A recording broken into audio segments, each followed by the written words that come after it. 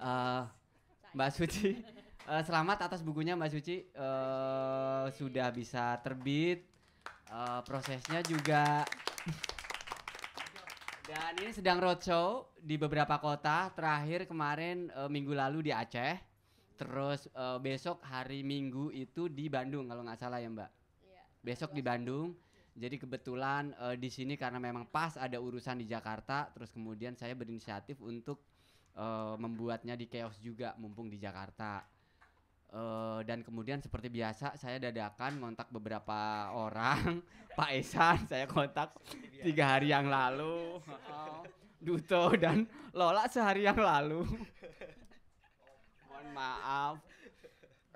Tapi akhirnya alhamdulillahnya beliau-beliau sanggup dan bisa membaca. Saya yakin beliau-beliau orang-orang yang saya minta adalah orang-orang yang juga membaca dengan kritis dan memang saya tidak ragu dengan mereka semuanya. Meskipun halamannya cukup tebal gitu ya, tapi secara bahasa sebenarnya ini cukup ringan menurut saya. Terus dibagi dengan beberapa babak yang juga runut, mulai dari kenal advokasi buruh, kemudian Mbak Suci kenal Munir, bagaimana dinamika perjuangannya, terus kemudian sampai pindah ke Jakarta, ke Kontras, membuat imparsial dan macam-macam. Kemudian fasenya ada peristiwa yang mengemparkan itu gitu ya, pembunuhan keji itu terjadi, dan kemudian juga di sini di buku ini juga diceritakan setelahnya itu seperti apa. Kemudian terakhir membuat Museum Hamunir kalau nggak salah, di sini juga disebutkan begitu. Nah, sebenarnya ini kisahnya sangat personal gitu ya. Jadi sebenarnya banyak cerita dari dalam yang mungkin orang nggak banyak tahu gitu.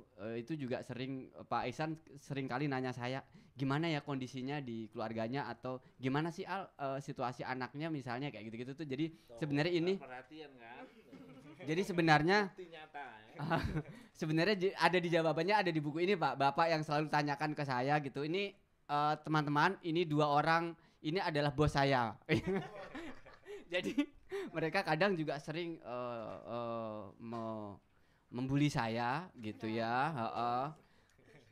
Situ yang bully. Kerjaannya buat Oma Munir terus, yang satunya ntar kerjaannya buat pusat terus ya gitu-gitu. Jadi 2 orang ini yang kadang juga tektokannya saling kalau saya nggak fokus apa gitu, 2 orang ini sayang banget sama saya sehingga perhatiannya juga lebih ke saya. Nah, di buku ini sebenarnya separohnya saya mengikuti prosesnya, mungkin dari halaman 130-an ke atas saya ikut dinamikanya Mbak, tapi yang awal itu yang LBH apa macam-macam saya tidak tahu gitu. Jadi secara isi sebenarnya saya sudah memahami gitu ya. Dan ini juga cerita yang selalu saya diskusikan atau Mbak Suci diskusikan dengan saya juga dari teman-teman juga saya tahu gitu. Dan saya masuk Kontras itu 2000 setelah kuliah, saya lulus 2004. Jadi saya masuk ke Kontras itu Munir sudah membentuk imparsial gitu. Jadi saya ketemu dengan Munir itu ketika rapat-rapat apa dan macam-macam ya. Jadi saya nggak sempat diskusi langsung atau intens berhubungan dengan Munir gitu. Setelah peristiwa itu saya baru kemudian kenal Mbak Suci, kemudian saya juga sering mantau pengadilannya gitu ya bareng-bareng, sehingga saya mungkin di antara teman-teman Kontras yang lain saya juga yang paling intens sebenarnya, sering sidang maupun saya ke rumah Mbak Suci hanya untuk bukan menemani ya, karena situasinya waktu itu juga lagi sedang genting ya. Jadi ini kita menyadari bahwa Munir diracun gitu ya. Jadi ada kemungkinan untuk kriminalisasi atau kejadian-kejadian yang tidak kita harapkan di rumahnya Mbak Suci atau dengan keluarganya itu sangat mungkin, sehingga kami bernasib di Kontras waktu itu ya udah kita harus bergilir gitu, siapa yang punya waktu luang untuk bisa ikut menemani di sana. Nah, saya salah satunya orang yang selalu ketimpa giliran itu paling banyak gitu. Enggak.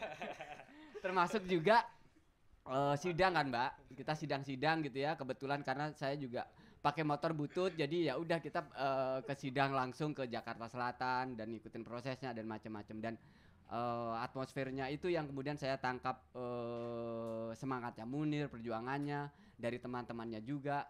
Atau sebelumnya saya sering beberapa kali rapat dengan dia soal RUU KKR atau soal advokasi korban. Itu juga dulu waktu di Kontras, saya awal-awal masuk Kontras saya sudah mengenalnya. Tapi kemudian mengenal lebih jauh ketika Mbak Suci sering cerita atau teman-teman yang lain cerita, dan buku ini sangat lengkap sebenarnya untuk kita bisa bahas. Saya nggak mau ngomong panjang lebar karena sudah ada yang udah siap untuk ngomong. Saya minta sebenarnya ini Pak Ihsan juga agak nggak mau dia diminta duluan, padahal menurutku Pak Ihsan kan yang pembaca buku paling banyak gitu ya, sebagai peneliti, sebagai dosen, juga saya juga muridnya disuruh loncat dari lantai 22 kalau saya nggak baca gitu-gitu. Beliau adalah pembaca buku yang baik dan punya banyak referensi gitu ya. Jadi bayangan saya bisa ngasih pandangan, kelebihan dan kekurangan buku ini Pak gitu. Sekaligus banyak hal mungkin juga bisa ditanyakan langsung kalau memang sekiranya, karena nggak di sini memang menyebut nama-nama Pak, tapi juga sebagiannya nggak disebutkan sebenarnya gitu. Ada politisi di situ, PDIP Hamamama, padahal itu tuh Budiman Sujatmiko, inisialnya Pak, gitu yang dia maksud di buku ini. Nama samarannya itu Pak. Atau iya, nama inisialnya Budiman Sujatmiko Pak. Terus ada nama-nama lain yang juga disebutkan gitu Pak. Jadi saya mau minta pandangan Pak Ihsan dulu untuk gimana menurut Bapak isi buku ini menurut Bapak. Monggo Pak. Oke, makasih semuanya ya. Makasih Mbak Suci karena udah mau datang ke sini, dan ini bagian dari kantor saya juga ya, mana Kholil ya. Jadi bisa ngeklaim juga gue lah dikit-dikit gitu ya. Ada beberapa catatan yang saya mau sampaikan, tapi saya mau singkat aja menjadi 2 poin aja biar kita ngobrolnya lebih banyak gitu ya. Lagi-lagi Ali udah menyampaikan, saya juga ingin menyampaikan selamat buku ini udah jadi ya, dan makasih banyak Mbak Suci udah meluangkan waktu, dan saya duga nggak gampang ya menulis buku ini karena kira-kira Ali abis putus cinta gitu ya, kira-kira itu kan sederhana putus cinta kan, tapi kalau kira-kira Ali putus cinta terus cerita mengenai pengalaman dia mulai pacaran terus diputusin sama kekasihnya gitu, itu aja udah memerlukan effort tersendiri untuk menuliskannya gitu kan. Nah ini bukan putus cinta ini gitu kan, ini tentang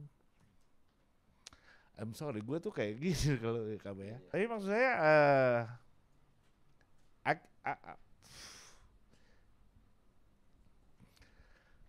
saya bisa merasakan betapa susahnya menulis buku seperti ini gitu. Dari kejauhan aja ya. Itulah kira-kira Mbak Suci kenapa saya terima kasih sekali, dan saya kira pembaca kita seluruh Indonesia harus mengucapkan terima kasih kepada itu ya. Dan saya mau cepat aja nih, saya pada saat yang sama saya kemarin dikirim sama Ali bukunya Matthew Easton ya. Matthew Easton mengenai we are tired of violence gitu ya, dan itu cerita mengenai Munir dari awal sampai akhir gitu ya. Dimulai bab 1-nya itu bukan tentang Munir tapi tentang Suciwati gitu. Jadi udah deh, gue nggak mau ke situ lagi yang agak gitu, jadi agak berat gitu ngomong. Tapi maksud saya dengan adanya buku ini ya, itu kita jadi tahu mengenai apa yang sudah terjadi di pengelolaan hak asasi manusia di Indonesia gitu. Dan itu menjadi resmi sekarang bahwa pembunuhan Munir dilakukan dengan cara terencana, sistematis, macam-macam gitu ya. Itu bukan hanya di buku ini, itu ada di koran, ada di radio, ada di televisi, menjadi urusan sehari-hari. Pembunuhnya adalah Polikarpus, ada kaitannya dengan Hendro Priyono di situ ya, ada kaitannya dengan Mukhdi dan sebagainya. Itu resmi sekarang. Itu sejarah resmi bahwa kita masih ada masalah dengan itu. Teman-teman ingin agar itu dijadikan sebagai sesuatu kita anggap sebagai pelanggaran HAM berat ya. Itu memang kita masih ada soal di sana, tapi itu resmi udah diakui sama negara yang biadab ini bahwa Munir terbunuh, pembunuhannya ABC gitu. nyata, dan itu bukan hanya itu ada di buku ini, tetapi ini yang saya mau sampaikan ya. Semua apa yang kita sudah peroleh dan itu resmi sekarang, ada di berita, ada di televisi, itu nggak bisa terjadi kalau di hari ketika tahu Munir itu meninggal, Suciwati nggak ngotot minta informasi mengenai mengapa laki gue mati dan gue harus lihat sendiri. Itu dimulai dari situ. Ketika dimulai dari teleponnya Usman Hamid, dimulai dari Suci yang bawelnya minta ampun gitu. Gua nggak tahu, iya. Barusan saya tanya sama Suci, yang lebih kupah gitu, lebih apa ya? Lebih keras kepala itu Munir atau Suci? Jangan-jangan Suci lebih keras kepala dibanding Munir gitu. Tapi gitu ya. Jadi buku ini apa ya? Formalisasi dari sesuatu yang sekarang sudah menjadi berita resmi bahwa Munir dibunuh, diracuni, pembunuhnya adalah ABC dan di belakang ABC itu ada BCDE dan sebagainya. Itu resmi ya, itu resmi. Dan itu nggak bisa terjadi kalau Mbak Suci nggak bawel kayak yang kita baca dari buku ini, dan orang-orang tahu semua itu. Nah, itu nggak terjadi dengan sendirinya, ya. Kita tahu ya di buku itu cerita dan Mbak Suci dan almarhum Munir ketemuannya antara lain waktu mereka bersama-sama ngurus Marsina tahun 1993 kan. Kita tahu ya, seringkali kita sering melupakan bahwa gini, yang juga suka menjadi saya agak kesel ya. Teman-temannya Ali atau kritikusnya Ali itu sering bilang Munir aja mati, Munir aja wafat gitu. Artinya pekerjaan memperjuangkan HAM itu sia-sia, useless. Orang yang paling terkenal, paling berani memperjuangkan kebebasan HAM itu meninggal diracuni gitu kan. Itu dia nggak ngerti apa ya, sketsa agak panjang sedikit ya. Kalau dia lihat, dia membandingkan kasus penanganan kematian Marsina 1993 dengan kematian Munir sekarang. Marsina itu hilang begitu saja kan gitu. Tidak ada beritanya, macam-macam, ada tentara dan sebagainya. Itu beda sekali dengan bagaimana kita sekarang melihat, memperlakukan apa yang sudah terjadi dengan Munir. Dan sekarang itu seperti yang saya ceritakan sekali ya, sekarang ini sudah resmi bahwa pembunuhnya adalah ABC gitu. Jadi itu sendiri adalah satu perkembangan menurut saya, dan perkembangan itu tidak bisa terjadi tanpa Munir gitu. Saya di antara hal yang saya ajarin sama Ali dan teman-teman di kelas itu, seringkali kita merasa bahwa dengan terbunuhnya Munir, maka sebenarnya adalah itu tanda bahwa kita kalah dan sebagainya gitu ya.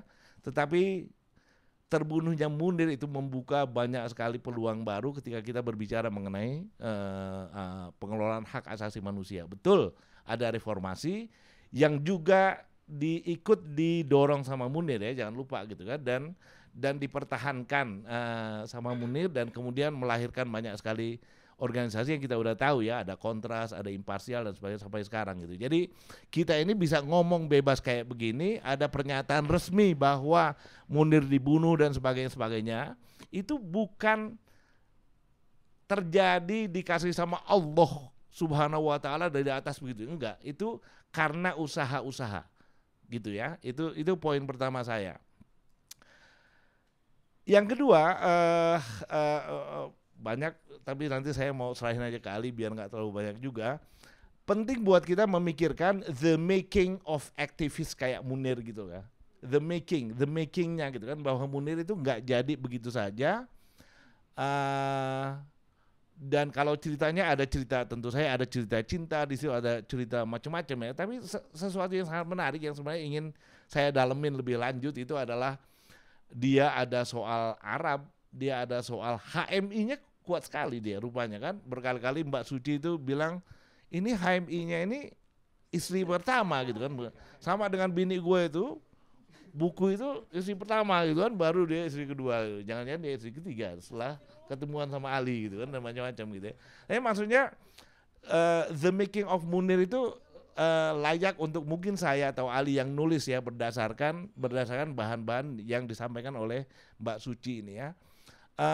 bahwa seseorang itu nggak lahir begitu saja jadi Khalil Mahmud gitu. Tapi ada prosesnya dan proses itu layak kita pelajari, itu yang pertama ya.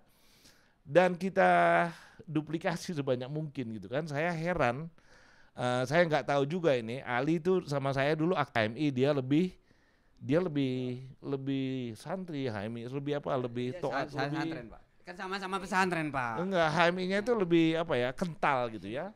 Kenapa nggak ada anak-anak HMI di sini gitu kan? Kenapa nggak ini mestinya ya anak-anak HMI yang kerepotin Munir dulu itu ya, yang bilang Munir kanda-kanda itu ya, sambil nyari bikin proposal kan gitu ya, itu ya harus baca buku ini gitu, harus dibikin resensi, harus dimasukkan ke acara mabda atau apa gitu ya, itu menurut saya ya. Latihan kader, Pak. Itu kayak begitu, itu the making of Munirnya itu, the making of activist gitu ya, yang menurut saya biar kita terus menerus mencapai apa yang dikatakan oleh yang diidealkan sama Mas Munir itu. Jadi saya sebenarnya ingin lebih banyak tahu tentang itu dan tidak mungkin ya. Nah, ada cerita juga, ada dalam konteks ini yang poin kedua ini ada cerita juga menarik dari di dalam buku itu ya, ada ABN ya, boleh pakai Ya, inisial boleh, juga Pak. ya. Adan Budi Nasution, Pak. Udah nggak usah gitu. pakai. Itu ya, ada Adan Budi Nasution, ada macam-macam gitu ya. Saya lagi kontak-kontakan sama Asvin juga. Saya ingin gibah lebih banyak dari Asvin gitu. Tapi belum sempat juga dia. Tapi maksudnya ada organisasi yang tidak mudah dan perlu kita pelajari lebih lanjut gitu kan, bagaimana organisasi dikelola. Dan saya kira itu Haris, Usman Hamid, Aal dan macam-macam itu punya cerita yang banyak sekali yang harus dikasih sama anak-anak yang lebih muda untuk kita belajar, Mbak Suci gitu kan, biar gimana ya pembagian tugas menjaga apa, tapi pada saat yang sama juga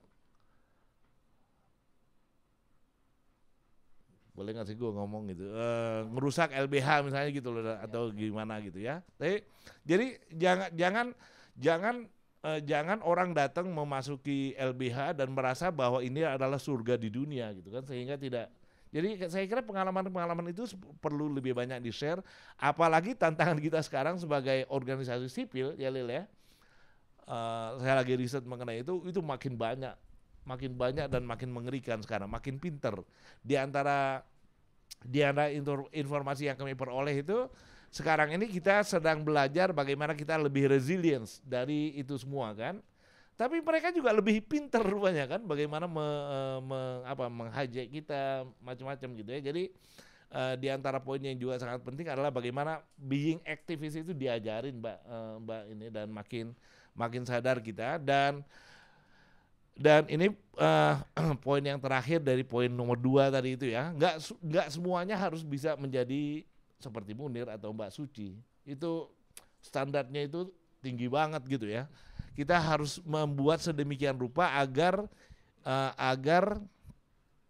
datang ke acara seperti ini, datang ke rumah Munir, datang ke Museum Munir, itu adalah bagian dari upaya dia untuk menyumbang pada penguatan hak asasi manusia gitu, kira-kira gitu ya.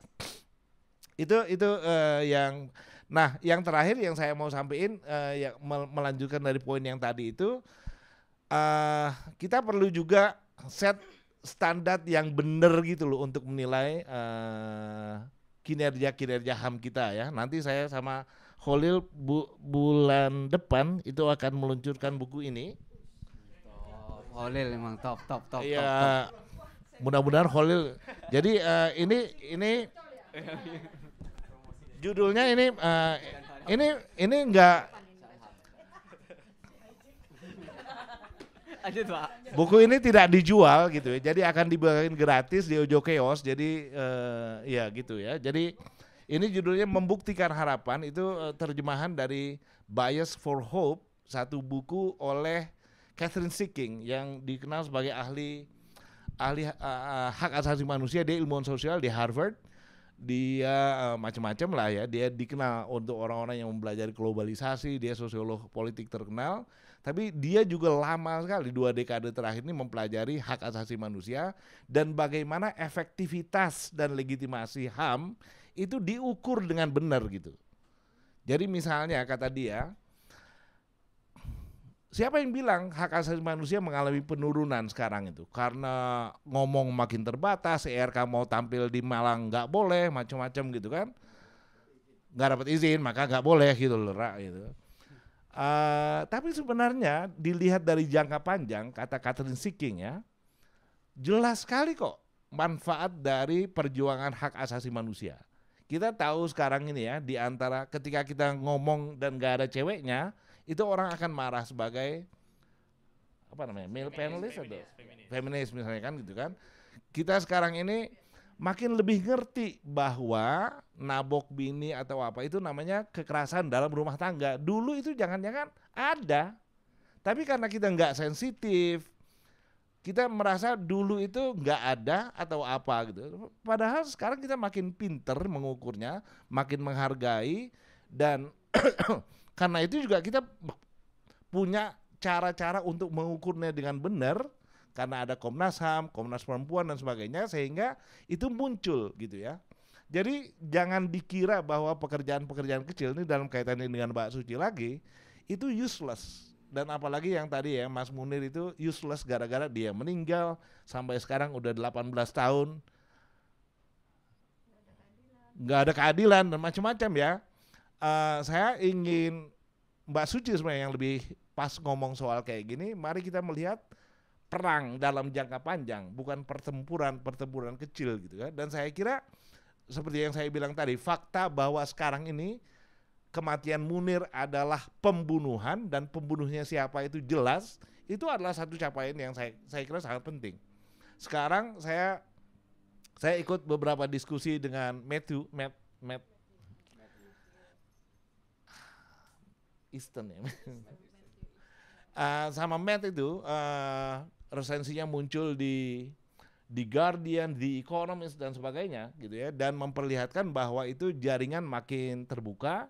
Dia juga nulis kolom khusus mengenai kematian Munir itu di Washington Post misalnya, itu memperlihatkan bahwa kita makin berjejaring dan sebagainya gitu ya.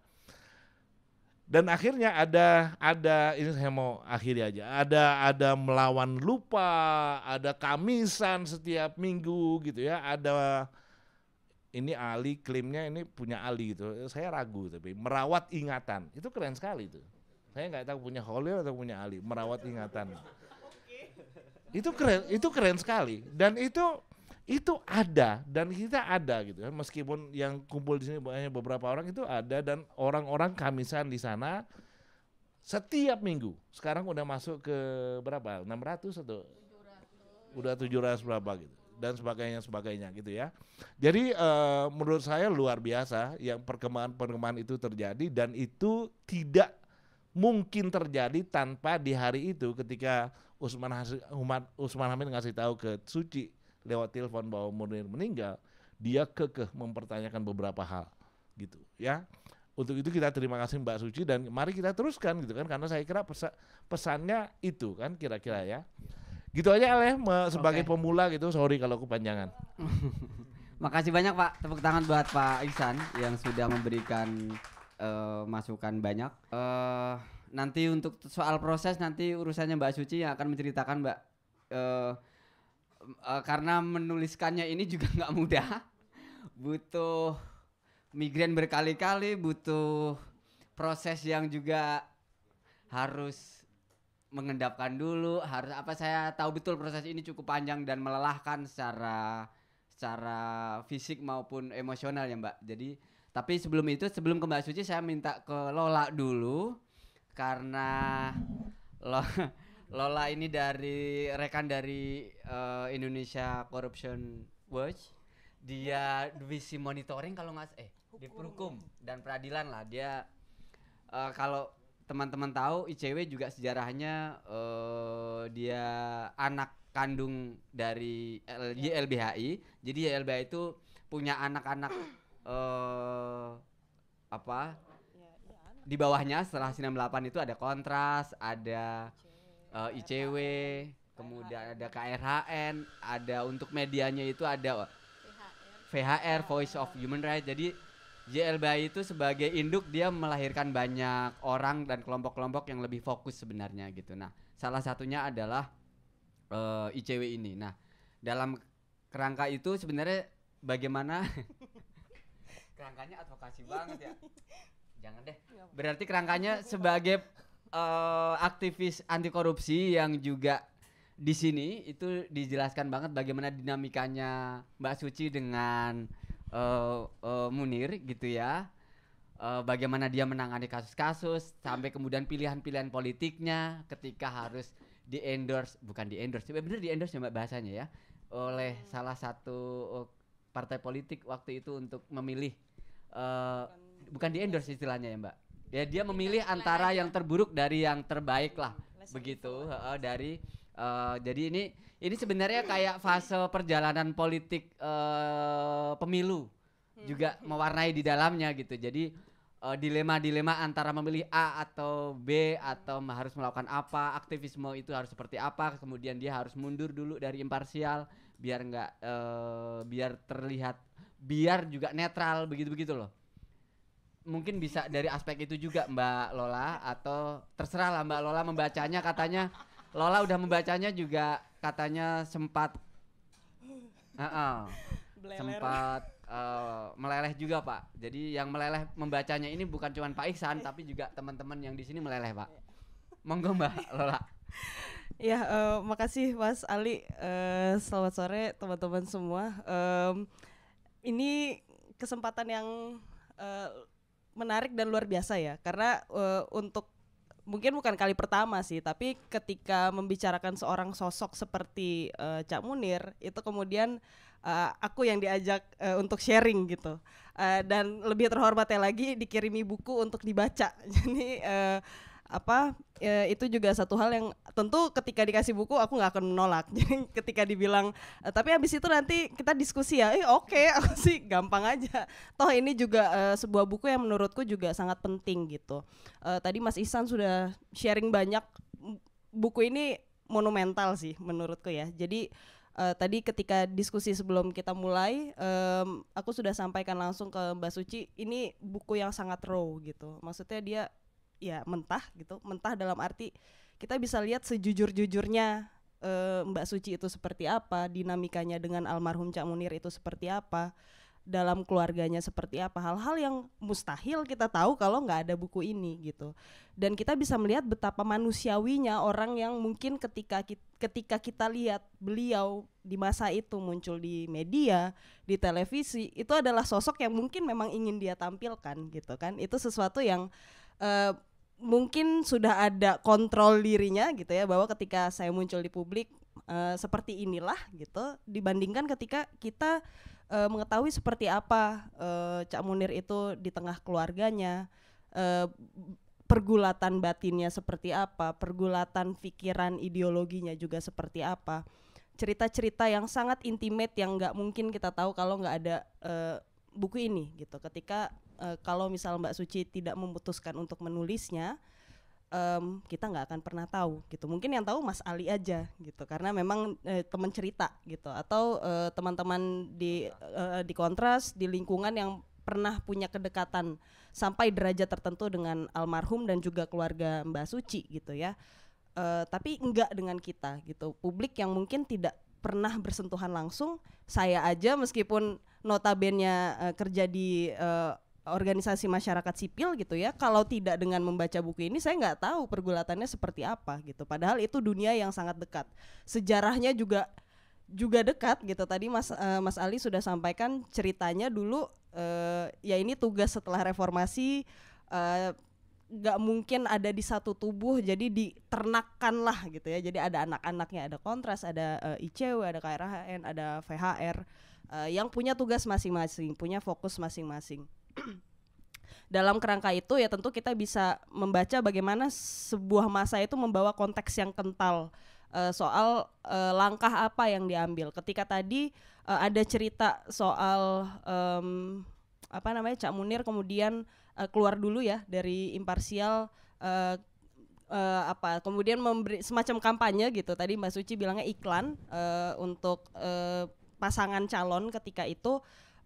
Kemudian banyak kritik yang masuk, dan itu sebetulnya terjadi juga kok hari-hari ini gitu, karena ya kalau kita tidak belajar dari sejarah, berdamai, dan berdamai ini kan maknanya bisa luas ya. Tentu pertanggungjawaban tidak bisa dihapuskan dari situ.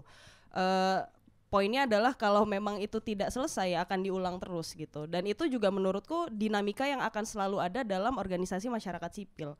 Kita akan selalu dipertemukan dengan pertanyaan go politics atau enggak nih istilahnya. Jadi apakah misalnya aktivis-aktivis yang merasa sudah selesai dengan aktivismenya di organisasi masyarakat sipil, di LSM, itu mereka perlu nggak sih bertarung di gelanggang politik yang sebenarnya, politik masuk ke dalam politik elektoral gitu. Ya kalau politik praktis sih kita punya sikap menentang otoritarianisme itu juga sudah politik praktis menurut saya ya, karena itu adalah sikap politik yang murni dan ya kita praktikkan sebagai sikap hidup gitu. Tapi kalau politik elektoral ya kita akan bertarung di kepemiluan gitulah, apakah pilkada atau pemilu presiden, capres dan lain sebagainya. Dan itu yang menurutku juga jadi penting kenapa buku ini jadi satu catatan sejarah, milestone yang sangat penting untuk kita bisa berefleksi banyak sekali gitu. Bicara soal bagaimana kegigihan Mbak Suci itu menurutku udahlah ya, nggak ada obat gitu. Artinya bayangkan berpuluh tahun lamanya gitu. Dan ini bukan, kita mungkin bisa hitungnya bukan dari Cak Munir dibunuh, tapi sebelum itu, jauh-jauh sebelum itu gitu. Karena Mbak Suci juga bukan jadi aktivis karena Cak Munir gitu kan. Sudah aktivis juga, makanya ketemu di dunia aktivisme. Ketemu dengan orang yang cocok ketika itu adalah Cak Munir gitu. Jadi ini adalah dua orang dengan karakter yang betul-betul kuat, dengan segala nilai yang mereka punya, dan akhirnya bertemu bersama. Dan itu ketika dipersatukan ya kekuatannya makin kuat dong Pak. Kan saling mendukung gitu. Jadi ada banyak mungkin orang akan melihatnya ya namanya juga orang udah nikah, ya enggak juga, karena itu yang mungkin kita juga nggak tahu ya kalau misalnya Mbak Suci tidak menuliskannya dalam buku ini, bahwa pembentukan karakter tadi Mas Ihsan juga udah sampaikan, apa sih yang membuat hal-hal apa saja, dinamikanya seperti apa saja yang membuat Mbak Suci jadi Mbak Suci gitu, atau Munir jadi Munir. Hal itu yang kita seringkali luput. Kita lupa bahwa aktivis juga manusia gitu, pasti ada prosesnya, ada pergolakan dan lain sebagainya. Dan ketika itu bisa ditampilkan secara jujur, menurutku sih itu suatu privilege ya, karena nggak semua orang juga mau menyampaikannya, dan nggak semua orang juga punya kesempatan untuk menyaksikannya gitu. Dan paling nggak kalau buku ini sih karena ditulisnya dalam bentuk surat ya, jadi kayak ya ampun, bener-bener terbawa gitu, betul-betul terbawa soal bagaimana rasa kehilangan itu, kerinduan itu. Aku tuh menangis di momen ketika Cak Munir bahkan second guessing pilihan untuk sekolah ya. Aku nggak tahu, mungkin agak klinik gitu, agak mistis. Tapi kan itu H-1 mungkin H-2, kemudian dia muncul keraguan, aduh kayaknya nggak usah sekolah apa ya gitu. Tapi toh terjadi juga. Dan ya buatku memang yang agak personal begini, semua orang pasti pernah merasa kehilangan ya, kehilangan keluarga, kehilangan orang yang disayang, orang yang terdekat. Baru-baru ini ya, awal tahun ini aku kehilangan ayahku gitu, dan tidak pernah tahu kenapa kemudian kesehatannya menurun drastis, sesimpel itu. Mungkin nggak simpel sih, tapi paling tidak itulah, dia masih dalam kerangka kesehatan gitu ya. Tapi terus aku ketika membaca buku ini, aku nggak bisa membayangkan gimana ceritanya kalau Mbak Suci itu tidak kekeh mencari tahu gitu, tetap hidup dalam ketidaktahuan, itu stressful sekali gitu. Jadi aku tidak tahu bagaimana dengan Mbak Suci, tapi yang aku baca ketika Mbak Suci itu melakukan dengan segala dinamika, tentu saja dinamika personal pergulatannya juga, aku sih membayangkannya kalau Mbak Suci tidak melakukan itu mungkin lebih merana lagi gitu. Tidak melakukan perlawanan itu mungkin akan jauh lebih menyedihkan gitu kondisinya, karena paling tidak akhirnya kita tahu gitu, dan itu monumental karena ini juga menyangkut dengan hak kita sebagai warga sipil gitu, warga negara. Kita berhak tahu.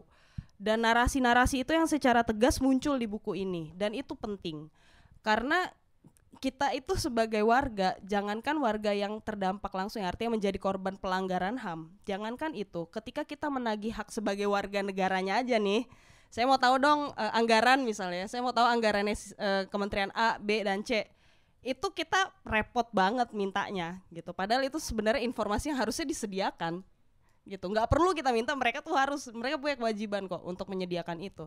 Tapi bahkan ketika sudah jelas di state dalam undang-undang hak dan kewajibannya seperti apa, ketika negara ini tidak memberikan kewajibannya, tidak melakukan kewajibannya, kita juga yang merana jadi warga gitu. Jadi perjalanannya tentu masih panjang, dan melihat transformasi, kayaknya Mbak Suci juga yang cerita di sini ya, Mbak Suci diingatkan kamu tuh juga sudah bertransformasi gitu. Ketika akhirnya sekarang jadi pendidik HAM, merawat ingatan dari apa ya, kadang aku khawatir kita tuh kita suka lupa, paling enggak kalau di tengah aktivisme, seolah-olah aktivis itu hanya yang koar-koar orasi di tengah jalan gitu. Orang lupa bahwa soal mendidik itu dan menjaga ingatan, merawat ingatan lewat literasi itu juga sangat penting. Karena kalau nggak ada buku ini, mungkin ceritanya akan berhenti di generasi saya gitu, di generasi yang mungkin usianya sekarang menginjak 25 tahun gitu, sudah dewasa. Bagaimana dengan teman-teman yang usia jauh-jauh lebih muda gitu, anak-anak yang generasinya jauh, yang tentu akan jadi sangat penting justru membawa, meninggal kau juga baru 14 tahun gitu. Jadi jauh banget. Aku mengingat ya di berita tentu waktu itu hampir konsisten ya, meskipun tidak disengaja, ketika aku recall lagi karena ada satu foto yang di dalam buku ini yang kemudian aku kayak, oh iya ya, aku dulu tuh pernah lihat kelebatan pemberitaan soal almarhum Cak Munir gitu. Oh ternyata aku nggak sealpa itu, maksudnya ada kedekatan sampai titik tertentu ya, paling tidak segitunya lost. Tapi bayangkan ketika ya itu generasinya jauh lebih muda, apa yang mereka ingat soal ketidakadilan yang dilakukan oleh negara, bagaimana negara membunuh warganya sendiri dan pelakunya itu tidak bisa dimintakan pertanggungjawaban secara langsung. Ya syukurnya memang informasi itu tadi Mas Ihsan juga udah sampaikan sudah terbuka gitu. Tapi lagi-lagi kita berhak loh, apalagi keluarga korban itu berhak untuk dapatkan keadilan buat mereka gitu. Jadi selama keluarga korban itu belum mendapatkan keadilan, yakinlah kita sebagai warga sipil tuh akan semakin sulit menagih keadilan buat kita juga gitu. Jadi penindasan itu mungkin terjadi kesannya hanya di kelompok tertentu, padahal kalau itu kita biarkan, nanti suatu saat kita loh yang jadi korban gitu. Dan kalau nggak ada solidaritas itu sesama warga, ya udah akan semakin menjadi-jadi juga negara ini gitu.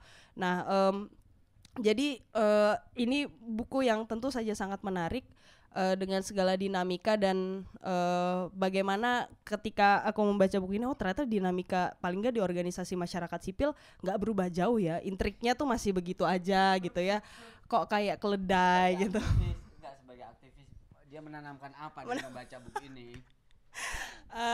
Ya kalau itu inilah ya, memang aku agak dilematis ketika itu tuh Cak Munir yang jadi kemudian mempromosikan, mengiklankan calon, itu aku masih agak wah ini, karena aku cenderung nggak usah lah gitu, aku cenderung orang yang udah demarkasinya jelas aja gitu, kita nggak usah mendukung siapapun, meskipun ya tentu saja ada banyak dinamika yang lain juga yang mungkin di balik dapurnya itu terjadi, sehingga ini bukan jadi narasi yang populer bahkan di tengah teman-teman organisasi masyarakat sipil, karena kita gimana ya, aku sih menangkapnya karena kita terlalu banyak menaruh harapan sama negara, itu sih masalahnya, sehingga harusnya yang diperkuat tuh kan solidaritas horizontal ya, sehingga kita bisa tagih bareng-bareng gitu, dan kita tidak ketergantungan sama organ tertentu dari negara. Dan ya paling nggak kalau di advokasi anti korupsi belajar lah ya, KPK udah gitu, sekarang udah bingung nih kayak ini gimana lagi nih nggak ada KPK misalnya, ada sih cuma ya bapuk lah. Jadi intinya adalah ada banyak hal yang rasanya aku nggak tahu ya, apa karena generasinya juga masih diteruskan dari generasi yang dulu itu, sehingga model konfliknya masih agak serupa, dinamika yang berkaitan dengan pengelolaan kelembagaannya juga masih mirip. Aku tidak tahu apa ada faktor itu, tapi kok rasanya meskipun tentu ada perubahan baik, tapi kalau dari kacamata yang menurutku lebih lebih luas, kecenderungannya kok yang tua-tua ini memang suka cawe aja gitu, cawe-cawe ke penguasa, jadi centil gitu, seolah-olah jangan-jangan kan yang lebih bikin khawatir adalah orang mau jadi aktivis karena goalnya sebenarnya pengen masuk kekuasaan gitu, jadi mereka cuma cari panggung gitu kan yang bikin itu yang waduh, kalau misalnya cuma sekedar itu sih Pak nggak usah gitu, karena kan kita bukan ya kesannya sih soal sok heroik banget ya, tapi menurutku kerja-kerja publik itu memang bukan punya kita sendiri gitu. Jadi ada ya tentu hak kita juga dong, hak kita satu. Tapi di sisi lain itu ada efek dominonya kok gitu. Jadi kita bukan kerja buat diri kita sendiri, karena pada akhirnya ini buat kita sebagai warga gitu. Jadi bukan individunya saja, tapi kita sebagai identitas kita sebagai warga negara itu yang sebetulnya harus terus-terusan di-exercise. Jadi buat aku sih ini apa ya? Adalah sesuatu yang semua orang harus baca gitu. Apalagi kalau misalnya kerja OMS gitu ya, organisasi masyarakat sipil, kalau nggak baca buku ini agak keterlaluan ya. Karena ya banyak ya? Karena ya level buku Panglima Domba aja disuruh baca Pak, masa ini enggak.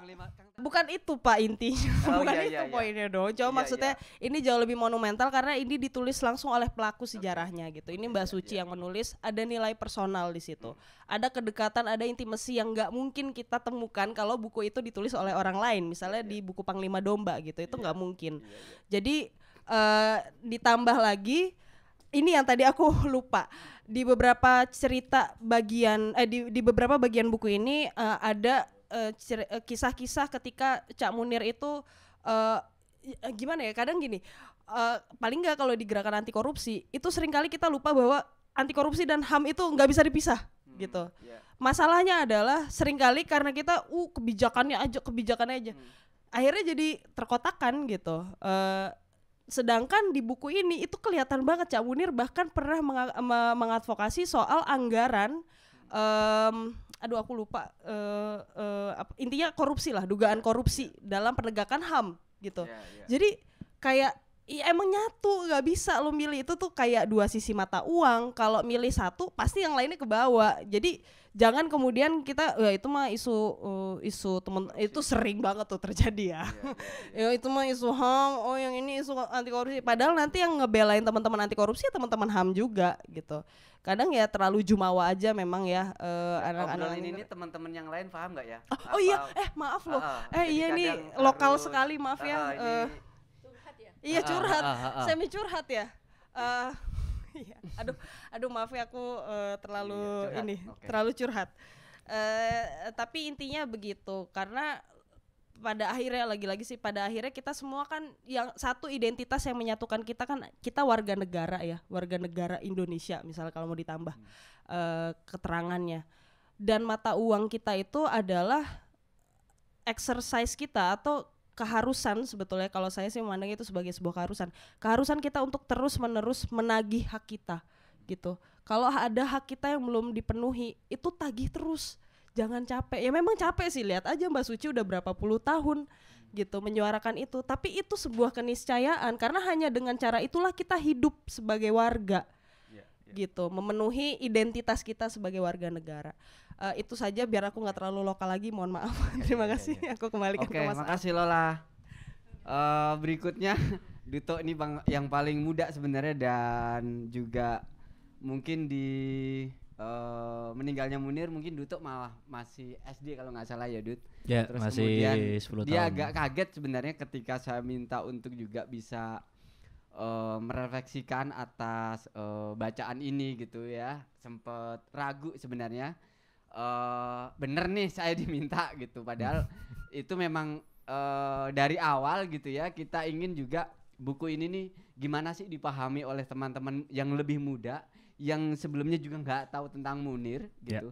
Bagaimana refleksinya dia dan ketika membaca dinamika yang ada di internal ini gitu, ini sangat personal banget hubungan perjalanannya Mbak Suci secara personal juga pergulatan politik mewarnai advokasi isu hak asasi manusia, pertarungan politik juga saat pemilu, juga ngomongin internal organisasi masyarakat sipil dan macam-macam gitu ya. Gimana Duto sebagai komedian gitu yang juga sebenarnya nggak agak jauh gitu dengan aktivisme hak asasi manusia gitu, tapi juga sebagai orang yang juga ingin menyampaikan sesuatu lewat medium video, dia karya-karyanya sangat keren gitu ya, tema-tema politik juga dengan caranya sendiri gitu. Nah itu yang sebenarnya ingin saya gali sebenarnya dari Duto. Jadi benar kata Mas Ali, maksudnya ketika kejadian tahun 2004 itu saya masih 10 tahun ya, saya masih sibuk main di warnet. Jadi mungkin saya bisa dibilang adalah mewakili orang-orang awam yang mungkin di generasi ini boleh pakai gue lu gak sih? Boleh. Gak apa-apa. Jadi mungkin gue gak takutnya kayak ya songong lu gue lu. Jadi gue tuh maksudnya kalau boleh bilang jujur, gue tahu cerita dari almarhum Munir itu dari media-media. Gue dari nonton TV, gue dari mungkin ada baca tweetan orang bikin thread, dan itu tuh baru mungkin dibaca setelah gue kuliah, bukan pada saat itu kejadian. Dan setelah sampai gue kuliah itu mungkin udah banyak cerita dari orang-orang, mungkin ada yang apalagi udah tahun-tahun politik kemarin-kemarin itu pasti ada yang ngegoreng isu itu. Jadi agak bingung untuk gue dan generasi gue terutama, ini yang bener tuh seperti apa? Ya, ini yang bener tuh sebenarnya cerita dari siapa sih? Karena orang tuh bisa beropini macam-macam. Gampang sekarang gue cerita di Twitter, tinggal bikin ya saya disakiti gini-gini, oh ternyata ada masalah seperti ini. Dan akhirnya viral, dan orang-orang oh ternyata cerita yang asli seperti ini. Akhirnya ada orang yang bikin cerita lain, dan itu tuh membingungkan banget di saat seperti ini. Jadi gue nggak tahu cerita aslinya seperti apa.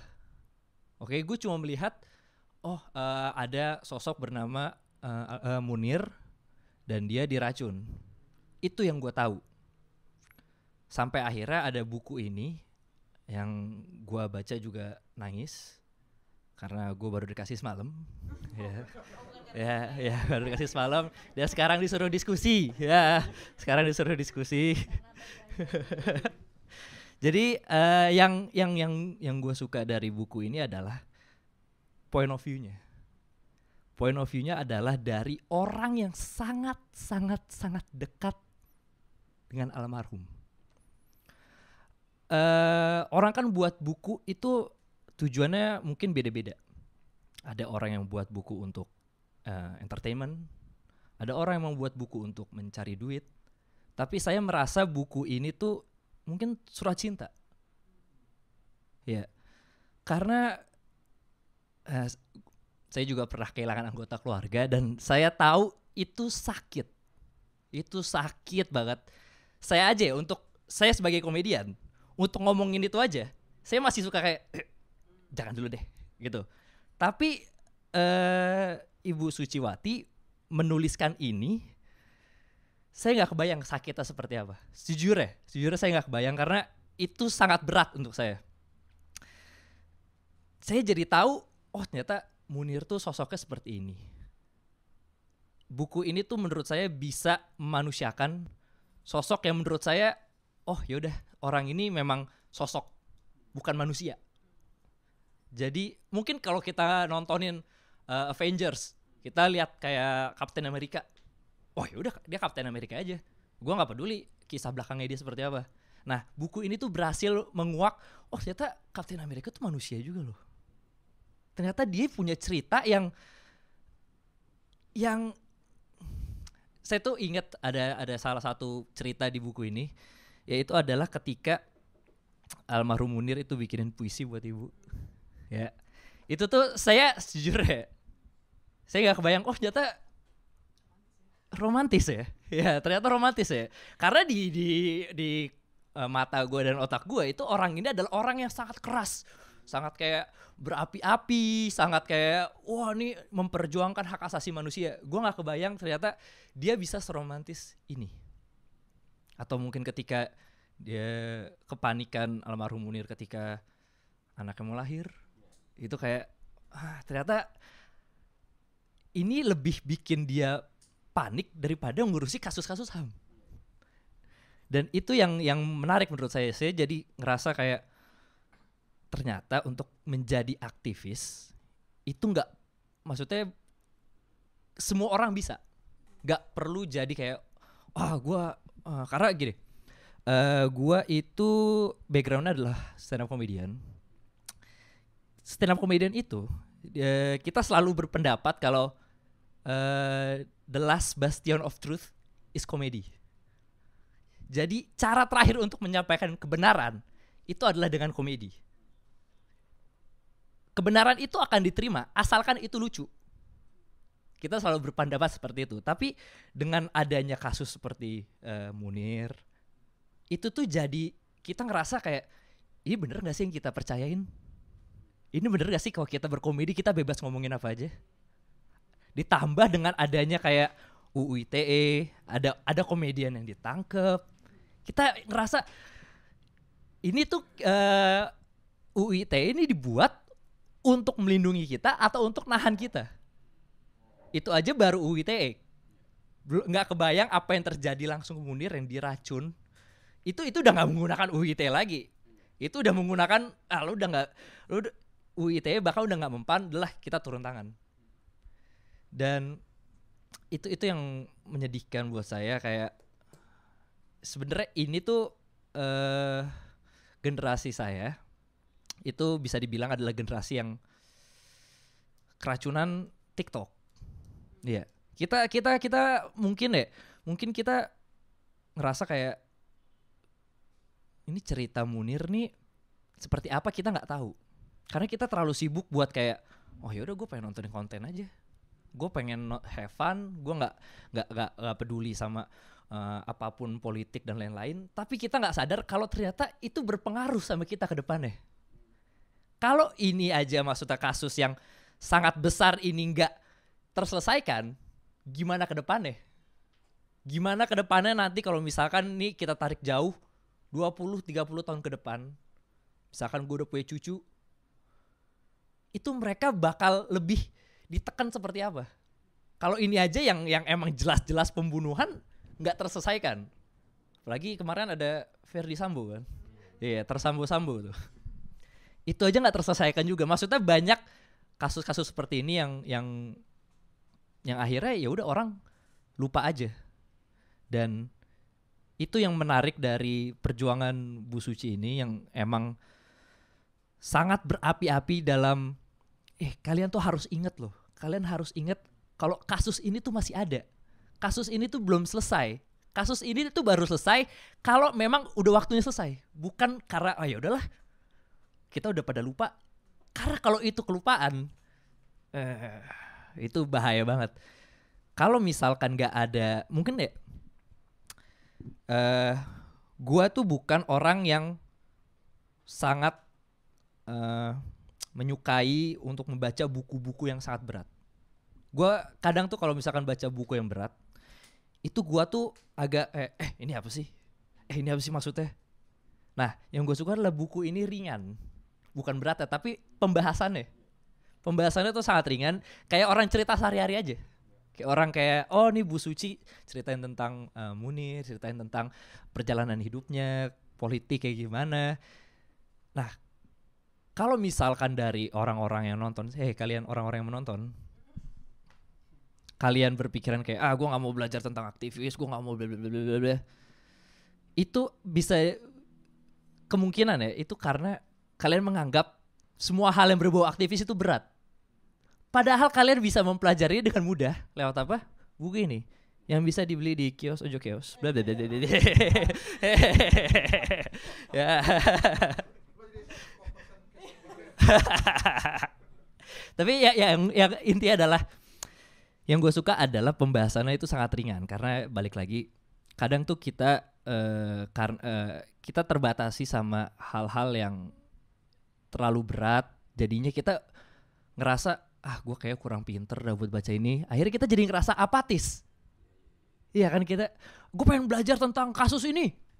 Pas gue pelajarin, berat, gue udah kayak gue nggak cocok, kayak gini nggak cocok gue gitu.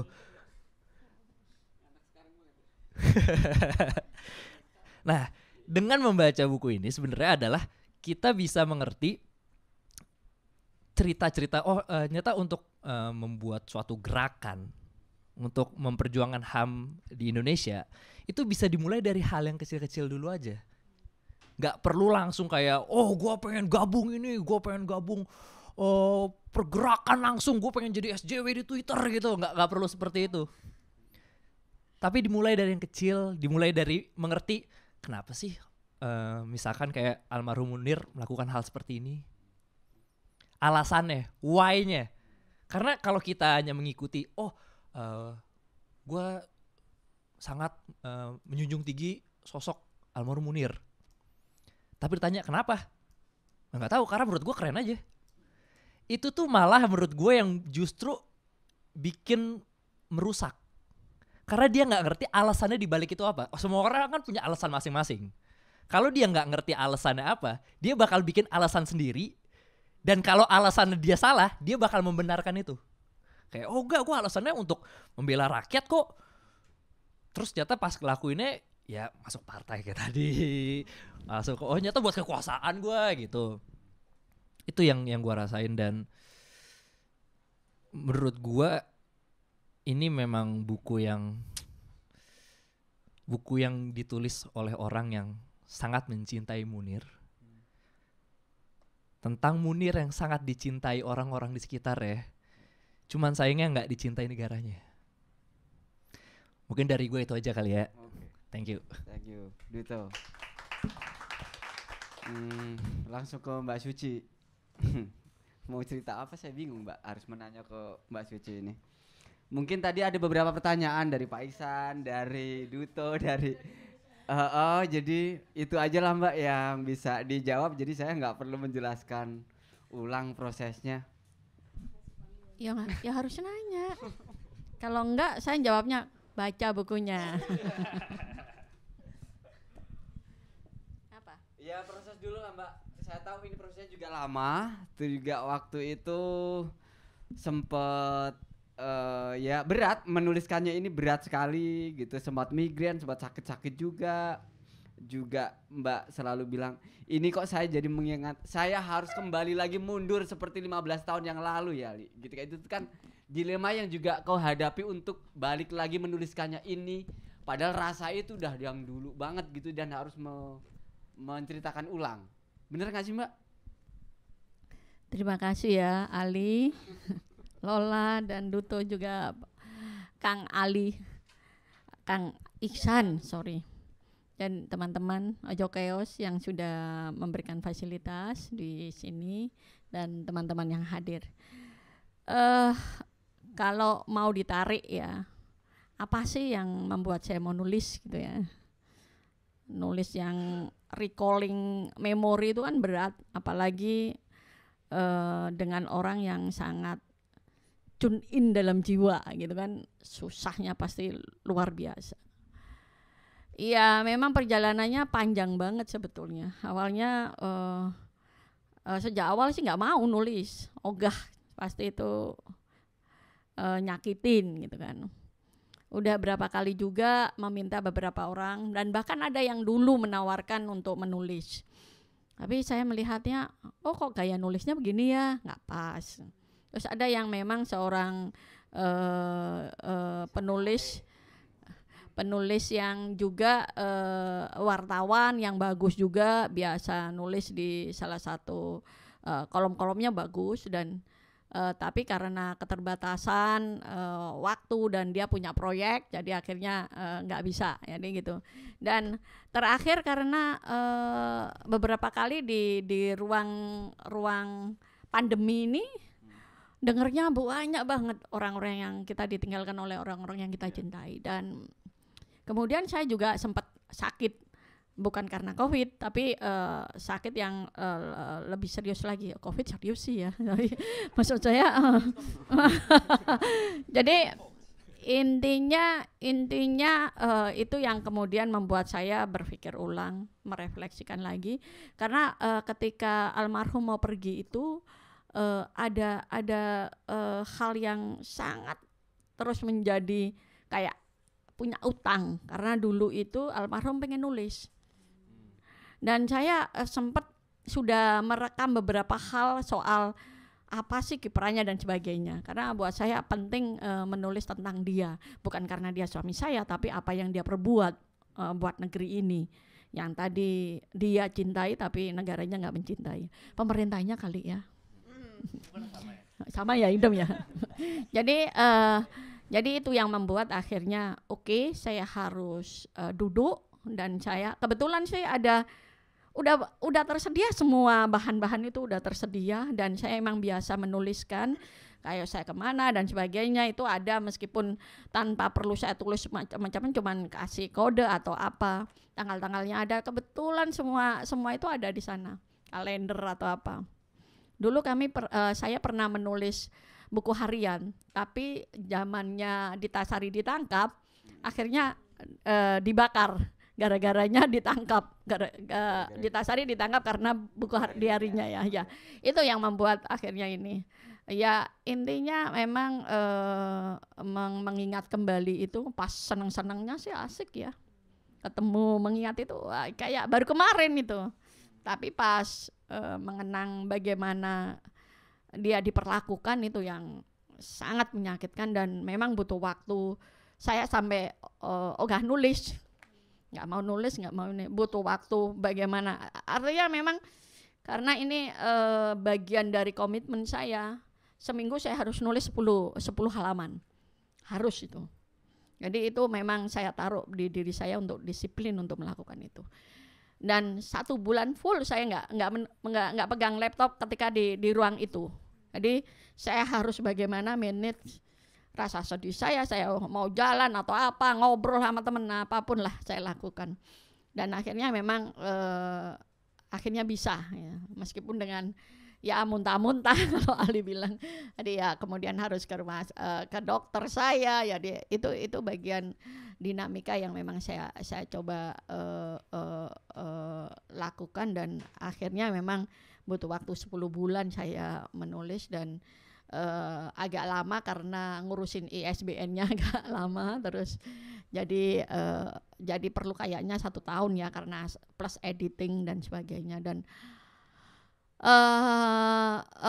memang buat saya ini penting, banyak hal ketika saya diundang ke kampus-kampus, ada pertemuan mahasiswa baru, pernah juga saya nanya soal kasus pelanggaran HAM berat dan sebagainya, nggak tahu apa itu, dan dianggapnya itu kasus buruk, kasus apalah ya, kasus-kasus yang beda banget dengan ini. Dan hari ini kan sejarah tidak pernah menuliskan soal kasus-kasus itu gitu di buku pelajaran, dan hari ini kita bisa lihat sampai sekarang bahwa memang pelaku sejarahnya nggak pernah, hanya negara yang melakukan itu, sementara negara hari ini berkawan baik dengan para pelaku pelanggar HAM itu. Jadi kita bilang waduh ya harus kita lakukan sesuatu. Jadi pesan itu yang harus memang ini, makanya salah satu hal yang selain menulis buku ini dengan tahapan-tahapan yang cukup luar biasa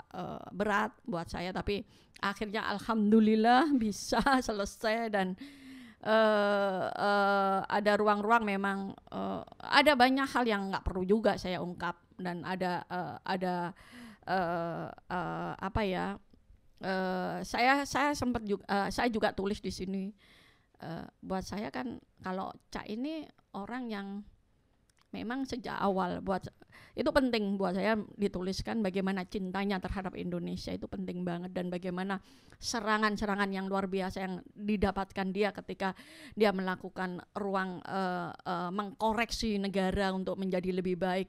Bahkan orang yang menganggapnya membenci dalam hal ini korps militer ya, itu Dia hadir di sana untuk mengubah, memberikan undang-undang untuk memperbaiki, memberikan kesejahteraan kepada prajuritnya. Karena dia tahu bahwa banyak sekali orang-orang yang di atas justru dia merasa harusnya para atasannya yang notabene jenderal bukannya malah mengkorup atau menyunat jatah prajuritnya, itu yang terjadi. Dan Cak berusaha untuk melakukan itu di ruang-ruang advokasi. Jadi buat saya itu penting, dan bagaimana orang akan selalu, hari ini kita bisa lihat banyak aktivis ngomong berpolitik dan sebagainya, dan kita bisa melihat, kita jadi mikir, kadang-kadang saya juga merasa ya ini aktivis, ini ada orang bisa kita centang sih siapa saja ya yang dia memang memakai organisasi masyarakat sipil untuk menjadi batu loncatan meraih kekuasaan. Dan almarhum alhamdulillah sejak awal ketika ditanya sama wartawan atau apa, Cak nanti kalau sudah ini mau ngapain? Ya kalau negara ini sudah demokrasi dan memberikan hak asasi manusia, pemenuhan hak asasi manusia, saya mau pulang kampung, jadi bertani dan riset, nulis, itu cita-citanya. Dan saya masih ingat banget ketika dia ditanya ya, karena beberapa kali jangan ditanya sih susahnya bagaimana kami hidup, jadi nempel di JLBHI hidupnya. Terus gaya banget waktu itu, memang dapat uang 500 juta, dapat hadiah atas milik namanya dia. Mungkin sama-sama gayanya ya, karena saya juga nggak pernah mempengaruhi dia untuk menyerahkan uang hadiah 500 juta itu diberikan kepada Kontras. Dan sementara anak saya autis, saya harus membuat terapi, itu butuh uang banyak banget gitu. Jadi kita nggak punya rumah, jadi bagian penting yang buat saya dia luar biasa, dan itu yang membuat saya mencintai luar biasa, karena dia nggak pernah dia pernah ditawarin oleh World Bank zaman itu ya, tahun 98 kalau nggak salah, ditawarin 20 juta per bulan. Terus ada lagi lembaga donor ngasih mau menawari 50 juta, dia menolak. Karena buat saya bekerja itu untuk membantu orang tertindas, untuk orang yang mencari kebenaran dan orang yang selama ini tidak mendapatkan pendampingan. Kalau orang-orang bekerja hanya untuk makan dan jabatan, itu bukan saya. Dan itu buat saya mengerti dia kemudian bahwa kenapa uang itu diserahkan kepada Kontras, kemudian tidak dipakai. Dan buat kami memang selalu kebanggaan yang luar biasa adalah ketika kami makan hasil keringat kami sendiri gitu. Jadi itu hal yang buat kami itu adalah kebanggaan yang luar biasa. Jadi mengenal Munir itu sungguh buat saya anugerah luar biasa bisa bersama dia. Dan bagaimana semua, kalau tadi soal kenapa sih dia mau jadi bintang iklan, dia nggak dibayar itu, dan nggak ada yang namanya iming-imingan. Kalau iming-imingan banyak, mau jadi jaksa agung dan sebagainya ada, tapi dia nggak pernah mau, karena di sistem yang seperti ini kamu hanya akan tergilas di dalamnya, kamu nggak akan jadi apa-apa, kamu hanya jadi parasit ya yang memakan uang rakyat, nggak bertanggung jawab. Akhirnya dia mau itu untuk memilih untuk saya harus masuk di ruang yang memang tidak enak gitu, jadi itu. Dan dia juga waktu itu serangannya luar biasa dari teman-teman aktivis, curiganya dan sebagainya itu luar biasa, sampai kepalanya pening ya. Jadi yang tahu semuanya itu ya pasti saya. Jadi yang dapat kita bilang waduh dapat jadi pendengar tempat sampah ya enggak ya. Tapi curahan hati yang paling dalam dari dia itu. Jadi bagaimana susahnya bersama-sama masyarakat sipil untuk satu suara itu berat. Jadi bahkan ketika dia tidak ada pun banyak sekali memang kalau kita bilang aktivis itu gagah banget dan sebagainya ya kalau ngomong, tapi ada banyak juga yang juga dia nggak sadar dia melakukan tindakan yang tidak bagus lah, tidak bertentangan dengan apa yang diyakini sebagai aktivis, tidak ngerti soal gender, tidak banyak hal lah ya, karena itu yang kemudian memang jadi kerja yang cukup berat ya ketika saya sendiri di perjalanan untuk mencari keadilan ini ya ditikam dari belakang oleh teman sendiri dan sebagainya. Itu buat saya itu bagian pelajaran penting untuk bahwa ini adalah pilihan, seperti almarhum dulu, seperti juga saya dulu. Saya seorang guru SMA dulu, untuk akhirnya saya keluar dari ngajar, kemudian saya lebih memilih untuk mendampingi buruh. Itu bagian dari pilihan hidup yang saya ini. Dan mau menikah dengan Munir yang hidupnya susah, dalam bahaya lagi kan, selalu gitu, terus menerus dapat teror, ganti, bahkan dia nggak ada pun tetap dapat teror, jangan khawatir. Jadi itu bagian dari yang ya udahlah, kalau buat saya kan seperti halnya dia ketika bertanya kepada saya soal mendirikan Kontras, dia bertanya pada saya waktu itu dan saya ingat banget, aku mau mendirikan organisasi, menurutmu bagaimana? Ini organisasi Komisi untuk Orang Hilang dan Tindak Kekerasan Negara yang dilakukan oleh negara, dan ini akan nanti berhadapan dengan orang yang berkuasa, punya senjata. Udah berkuasa punya senjata, serem banget ya.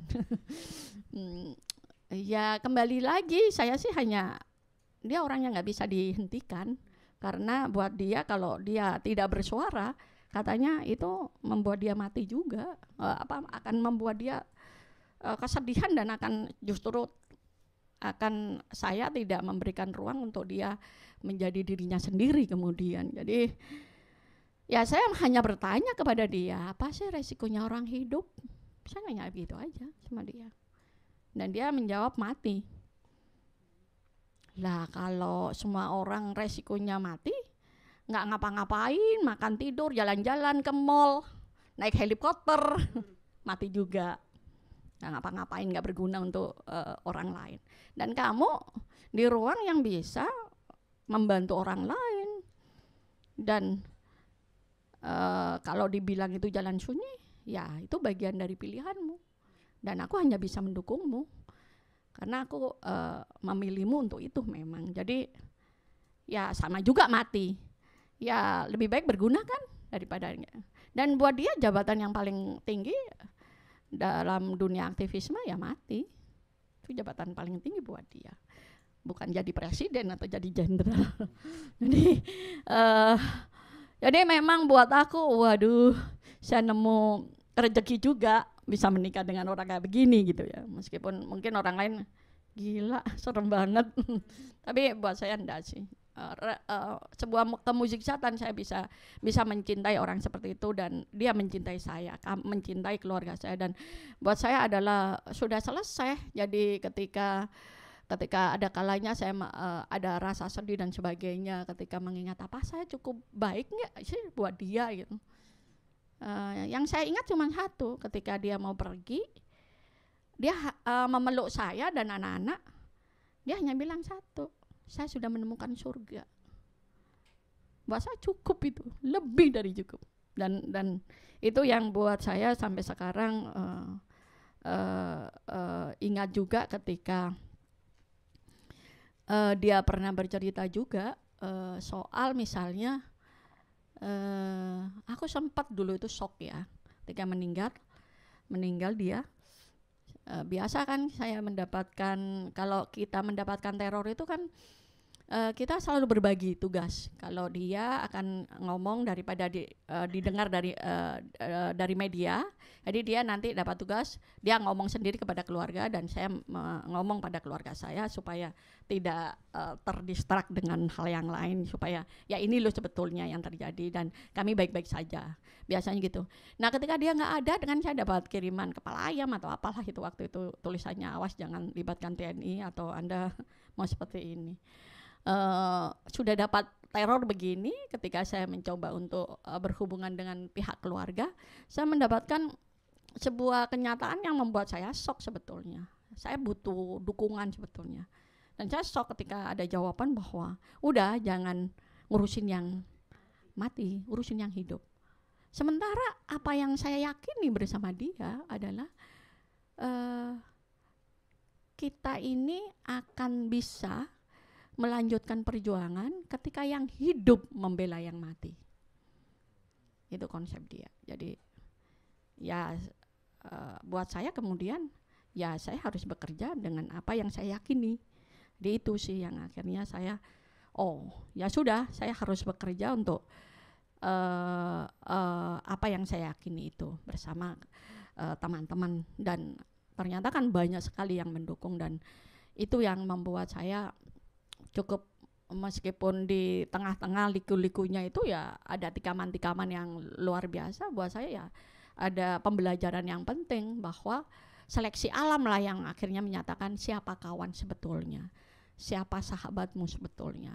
Seketika kamu tetap ditemani di sana, di ruang-ruang sunyi itu tadi. Jadi buat saya itu sih. Jadi ketika orang selalu bilang bahwa apa yang saya lakukan bersama kawan-kawan, ya emang ada kemudian inisiatif-inisiatif untuk membuat ruang-ruang bagaimana kita tidak tambah hancur memang. Dan memang sejak awal saya memilih untuk bergerak terus, karena ketika diam memang itu akan menghancurkan saya, akan menjadi lebih parah kehilangannya dan akan lebih menyakitkan. Dan ketika itu saya bekerja bersama kawan-kawan, itu ada ruang di mana itu menjadi kemudian semacam kayak pendorong untuk membuat ini menjadi lebih kebenaran itu dimunculkan gitu. Itu akhirnya kan ada itu, meskipun ya hanya kroconya yang dipenjarakan gitu kan. Ya ada ruangan-ruangan yang terus kita bilang menolak lupa, bagaimana merawat ingatan, bagaimana ini menjadi ruang membangun lorong-lorong ingatan yang memang agak berat ya, ketika memang itu kemudian negara ini mengignore keluarga korban pelanggaran HAM berat. Jadi itu yang akan terus-menerus dilakukan, dan hari ini kalau memang penegakan HAM itu ada dan diselesaikannya kasus-kasus pelanggaran HAM berat, mungkin Kanjuruhan nggak akan ada ya. Nah, dan hari ini sampai sekarang apakah ini menjadi tragedi nasional juga tidak dilakukan oleh ini, menunjukkan bahwa memang hanya lipstick aja, lip service saja untuk yang namanya hak asasi manusia. Nah itu buat saya bagian dari pengkhianatan Pak, ketika naik ngomong soal HAM, nawacita, hak asasi manusia, sampai semuanya berbondong-bondong ya, sampai sekarang sampai lupa bahkan sikut-sikutan gitu. Tapi akhirnya apa yang kita dapatkan? Ngangkat penculik jadi pangap, terus yang jadi ini tim-tim dan beberapa kasus-kasus pelanggaran HAM berat sebagai penjahat kemanusiaan juga jadi Menko Polhukam, meskipun sudah nggak ada ya. Tapi maksud saya ini yang kadang orang suka lupa, dan itu yang memang dibangun dengan sengaja untuk kita punya memori yang pendek, untuk kemudian orang-orang yang pelaku-pelaku kejahatan itu kemudian membalikkan bahwa apa yang dia lakukan itu benar dengan atas nama Negara Kesatuan Republik Indonesia. Jadi boleh membunuh, boleh menculik. Jadi kamu jangan macam-macam. Kayak begitu pesannya itu. Jadi itu yang nggak benar kan. Jadi bahwa boleh Kang Iksan tadi bilang bahwa kita ada di ruang-ruang masyarakat sipil, udah nggak boleh kalau nggak ada perempuan, nggak ada. Ya betul, tapi Di ruang yang lebih besar kan ada ruang-ruang ketakutan yang masih sangat luar biasa, yang kita siapapun akan bisa diambil gitu. Bisa saja hari ini Fathia sama Haris kita bisa lihat ada pejabat negara bisa ngesu gitu, itu kan what, kalau kamu nggak mau dikritik jangan jadi pejabat negara, itu ada adabnya, tahu nggak persoalan gitu loh. Jadi kayak begitu jadi nanti kena lagi saya. Jadi intinya di sana lah yang saya pikir penting untuk jadi buat saya ruang-ruang itu yang harus saya masukin. Jadi ada membuat aksi kamisan yang saya pikir nggak pernah kepikir, kemudian jadi ada 60 kota yang mengikuti ada aksi kamisan di beberapa daerah. Setelah pandemi memang mungkin banyak yang nggak aktif lagi ya, tapi kita terus karena terus menerus dikatakan bahwa korban itu nggak ada, padahal kita di depan istana loh, masa nggak kelihatan sih, tiap Kamis loh, masa nggak tahu sih gitu. Dan lagi-lagi tadi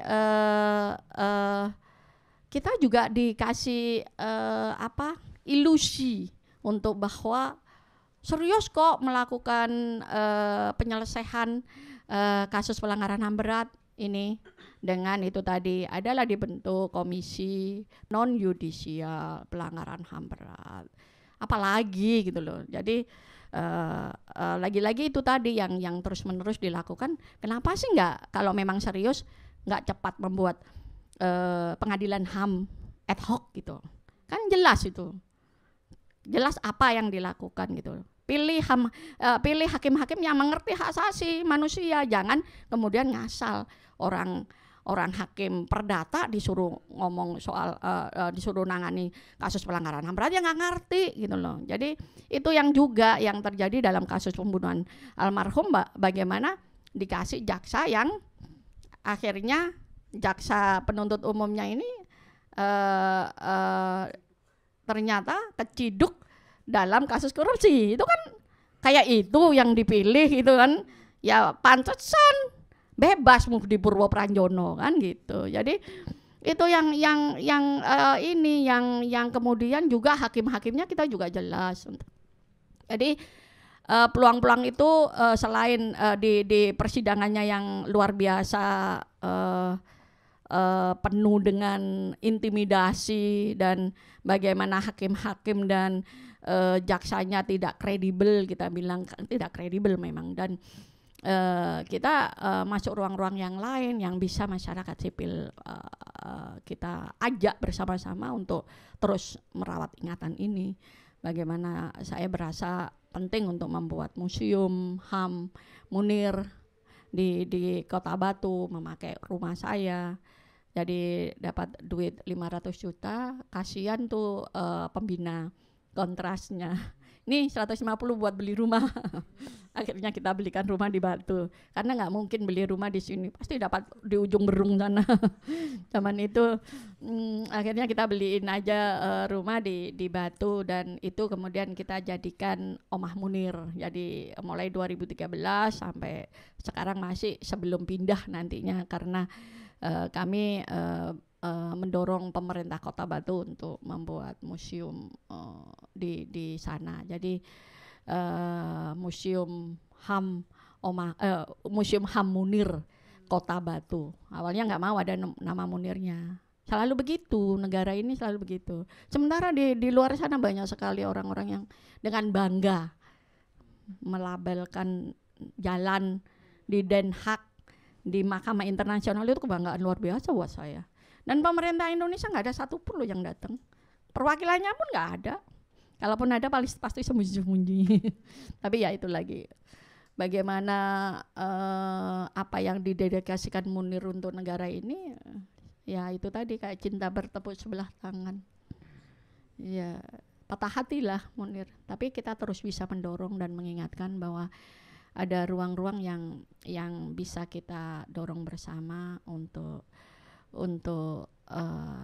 ya ini penting untuk bersama. Kita punya utang, bukan karena Munir suami saya, tapi saya sendiri punya utang untuk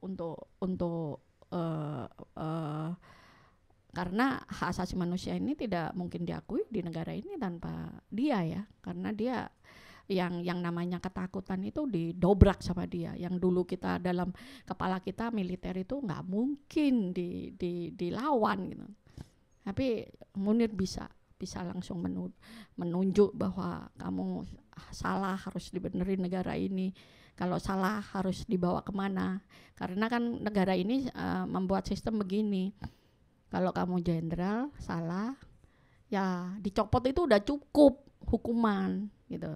Jadi kalau kamu membunuh, nggak usah, cukup dicopot itu udah selesai, itu udah hukuman. Padahal kan nggak begitu. Harusnya lebih berat karena seorang ini kan ngerti ya soal pejabat itu kan mengerti. Harusnya justru melindungi, ini malah membunuh. Nah, itu yang harusnya kita dorong.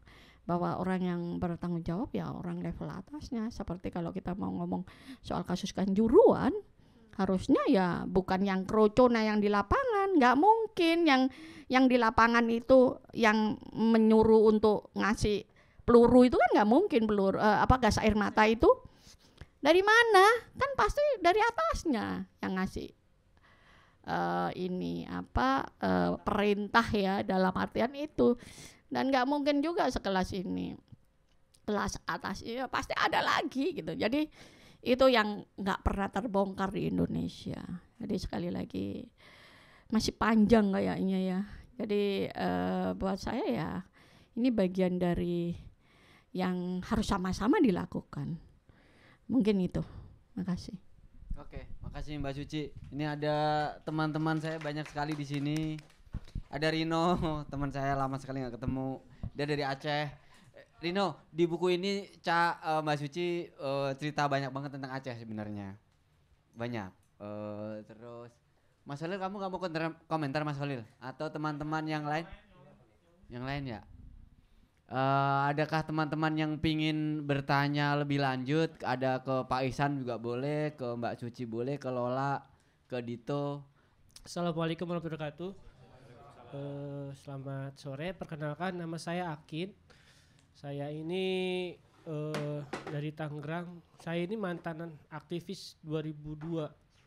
Jujur gara-gara almarhum Munir, implikasinya banyak. Saya ini dari FISIP UI.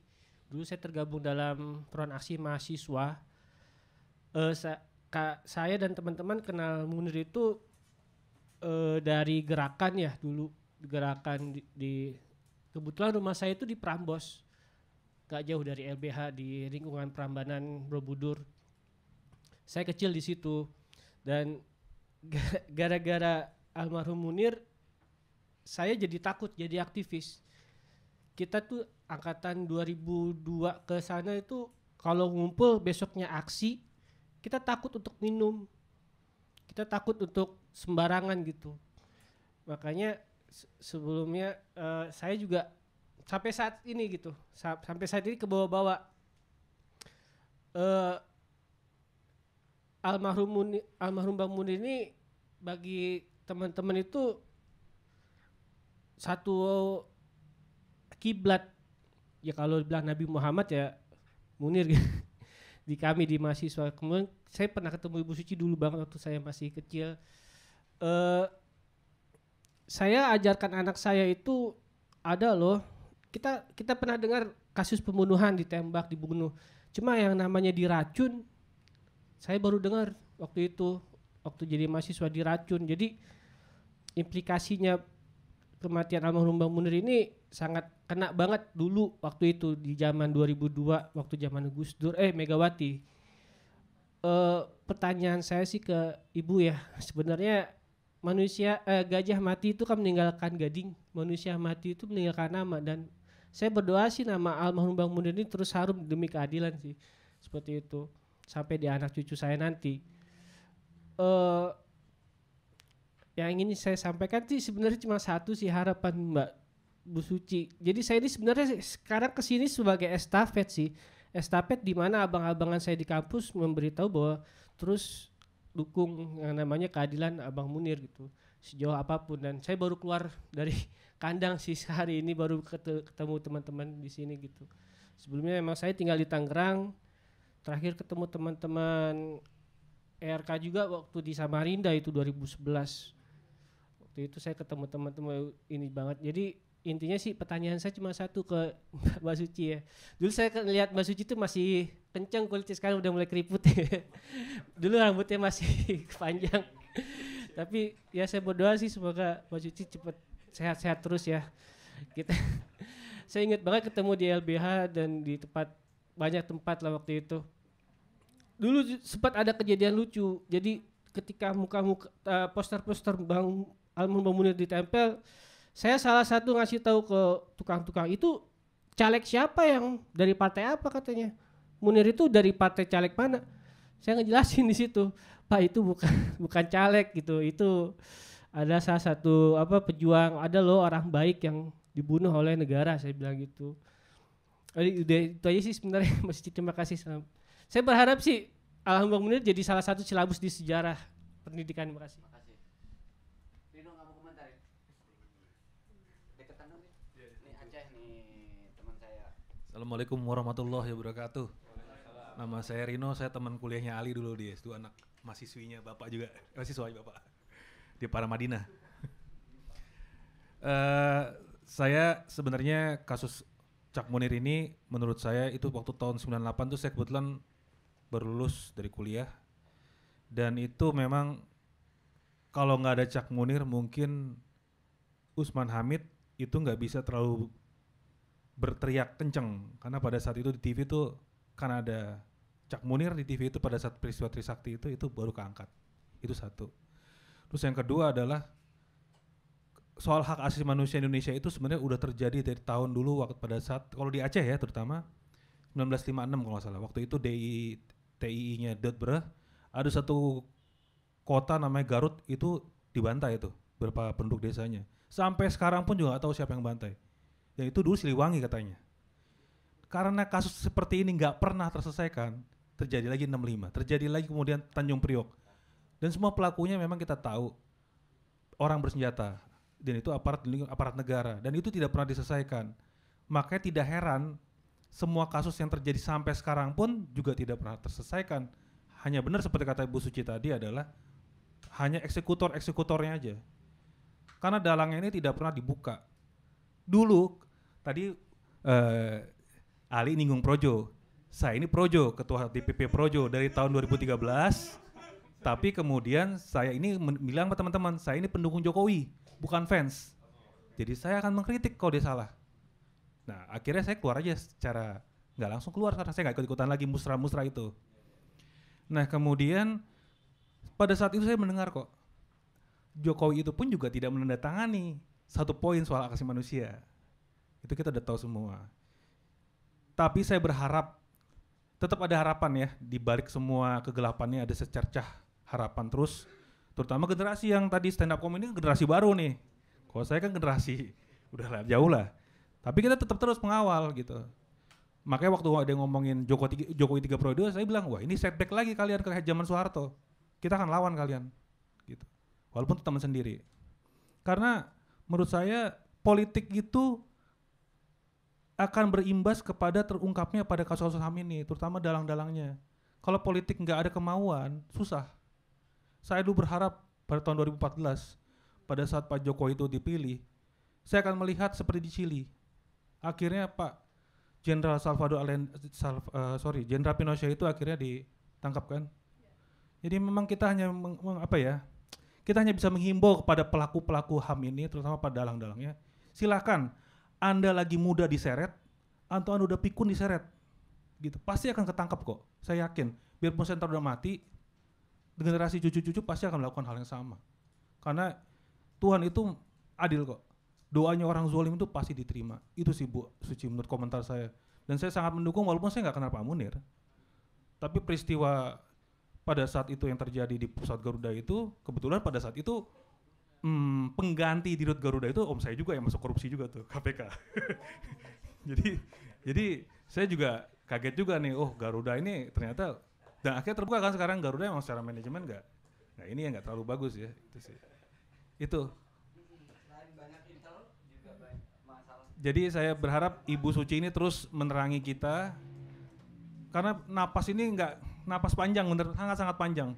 Ini bukan kalau main bola nih udah injury time-nya mungkin bukan 2 kali 15 menit lagi, ribuan kali 15 menit sih seperti itu. Dan saya yakin napas itu nggak semua orang punya seperti Ibu, betul. Banyak yang udah berceceran kok teman-teman kita, teman-temannya Ali sih, bukan teman saya. Udah masuk semua ke politik, ujung-ujungnya kekuasaan, bener sih itu. Terima kasih. Bismillahirrahmanirrahim. Assalamualaikum warahmatullahi wabarakatuh. Selamat sore semuanya. Perkenalkan saya Aji. Saya dari Forum Mahasiswa Ciputat. Kita juniornya Kak Ihsan juga. Kebetulan tadi dapat dikirimin flyer terus ya akhirnya kita datang dan menarik mengikuti diskusi yang sudah berjalan tadi yang sudah disampaikan oleh pemateri-pemateri yang sangat luar biasa. Berbicara tentang Munir Kak ya. Jadi memang Munir ini semacam tadi yang sudah disinggung bahwa dia adalah salah satu kiblat aktivisme. Munir adalah aktivis sejati gitu. Dia bisa mendedikasikan waktu, tenaga, pikiran bahkan nyawanya untuk dunia aktivisme. Yang padahal kita tahu di dalam dunia aktivisme itu kan tidak membuat orang kaya gitu. Dunia aktivisme itu tidak menjanjikan, ya kan? Tapi itu juga yang menarik yang ingin saya tanyakan, apa sih sebenarnya yang mendorong Munir sehingga rela melakukan kerja-kerja kemanusiaan itu? Apa yang membentuk dia sedemikian rupa kuat? Akhirnya dia melakukan hal-hal yang sebenarnya itu tadi sempat disinggung adalah jalan sunyi. Sedikit orang yang mau melakukan hal-hal yang demikian gitu. Apakah Cak Munir ini sudah dibentuk sejak kecil atau dia menemukan pergulatan itu ketika dia jadi mahasiswa atau ketika tergabung di dalam HMI dan lain semacamnya? Mungkin sekilas itu sih Kak. Terima kasih. Nah, menarik sekali beberapa hal yang tadi ya. Saya ingin karena ini kan kita ruangan ngobrol-ngobrol ya, jadi gue ikutan aja terus meneruskan gitu ya. Jadi saya sih ingin melihat ini sebagai surat cinta ya Mbak ya. Surat cinta kepada almarhum Munir gitu. Sebagian surat itu isinya adalah laporan bahwa sampai sekarang ini pelakunya itu yang sudah sangat jelas itu belum ketangkep misalnya gitu dan belum dipenjara gitu. Kan ini laporan kepada Munir ya. Tapi di dalam laporan juga itu ada sangat jelas bahwa gua melakukan ini sesudah dapat telepon dari Usman itu, gua melakukan ini. Gua tuntut itu Garuda macam-macam kan, dan ada pengadilan terhadap Garuda macam-macam gitu ya. Dan dari situ sekarang ini ada lagunya Kholil judulnya Di Udara gitu. Ada museum sekarang gitu di sana gitu ya, namanya Omah Munir gitu. Itu termasuk di dalam laporan yang disampaikan oleh Suci kepada almarhum Munir kan gitu ya. Dan saya berharap kita nggak hanya ngelihat bahwa pembunuhnya itu masih ada di sana gitu, tapi juga beberapa hal sudah kita capai gitu.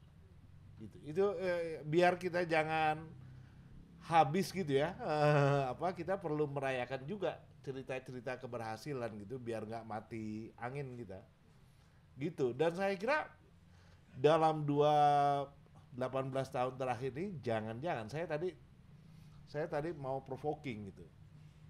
Jangan-jangan Munir cemburu melihat keberhasilan mantan pacarnya dulu, yaitu istrinya gitu. Karena luar biasa yang udah disampaikan. Buat saya ya, luar biasa loh. Jangan dikecilkan apa yang dimulai dari Usman Hamid nelpon itu dan terus dilanjutkan sama Suci gitu. Sampai buku ini lahir gitu. Seperti yang saya bilang, yang original dari buku ini adalah kita melihat laporan-laporan itu dari sudut pandang Suci sebagai boleh nggak sih kita nyebut jandanya Munir gitu ya? Itu kan nggak ini kan, itu kan biasa ya, istrinya Munir gitu. Tapi kan ya oke gitu maksud saya kan kekasihnya Munir atau apa. Ini kan laporan dari sudut pandang dia yang bentuknya adalah surat gitu. Tapi sebenarnya faktanya kita udah tahu, cukup tahu kita gitu. Ada Polikarpus, ada Mukhdi, Di antara yang saya seneng sekali waktu saya sampai ketawa-ketawa waktu baca ini adalah ketika Mbak Suci cerita bahwa di pengadilan itu di hari puasa dia datang, udah Pak ngaku aja.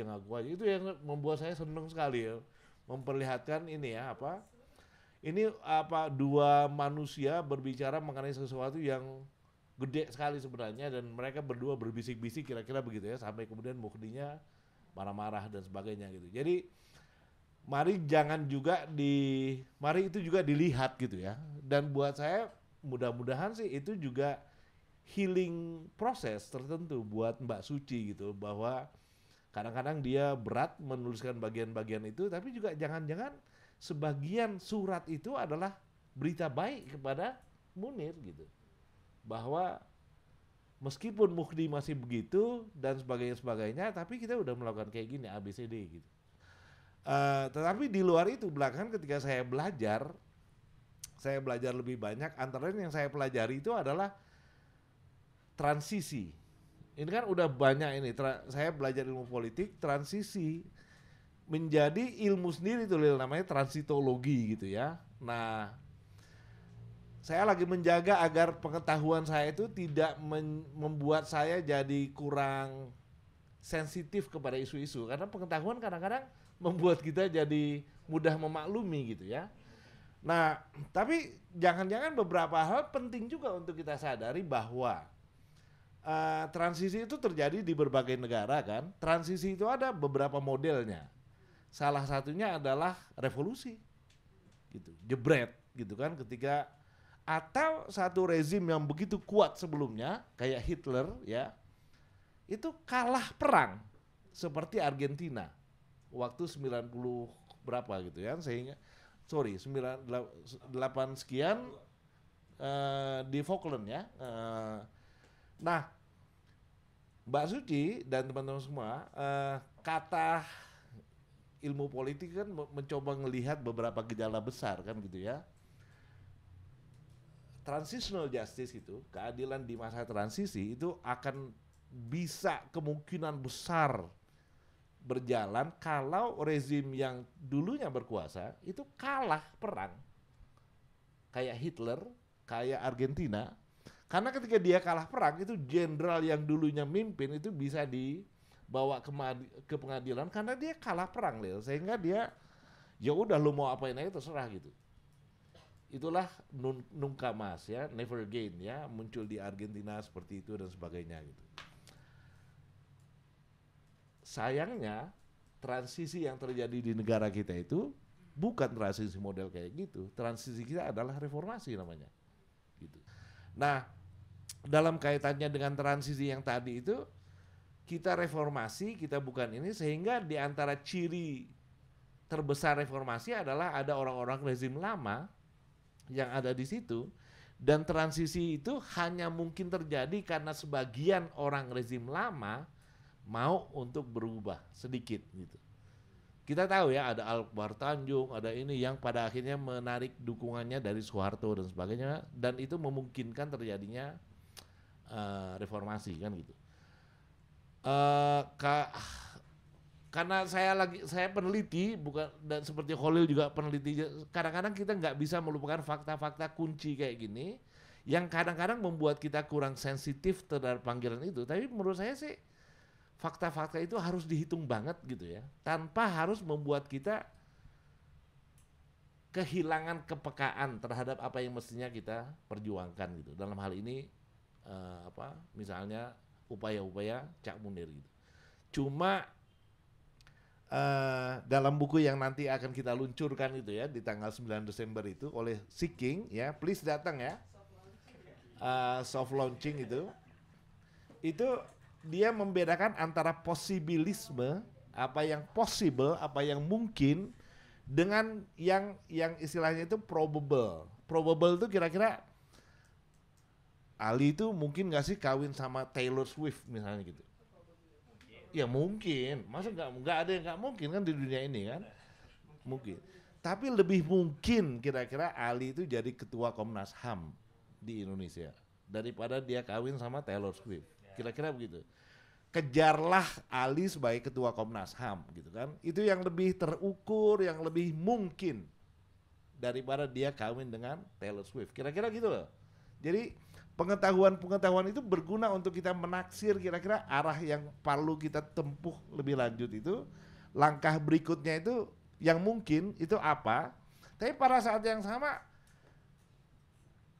kekupehan kayak Mbak Suci itu jangan hilang, saya berharap begitu. Dan saya mengambil keuntungan dari Mbak Suci kayak begitu, dari Munir kayak gitu, karena saya nggak bisa gitu. Jadi alhamdulillah saya bisa kayak begitu, tapi saya bisa mungkin nyumbang di segi yang lain gitu.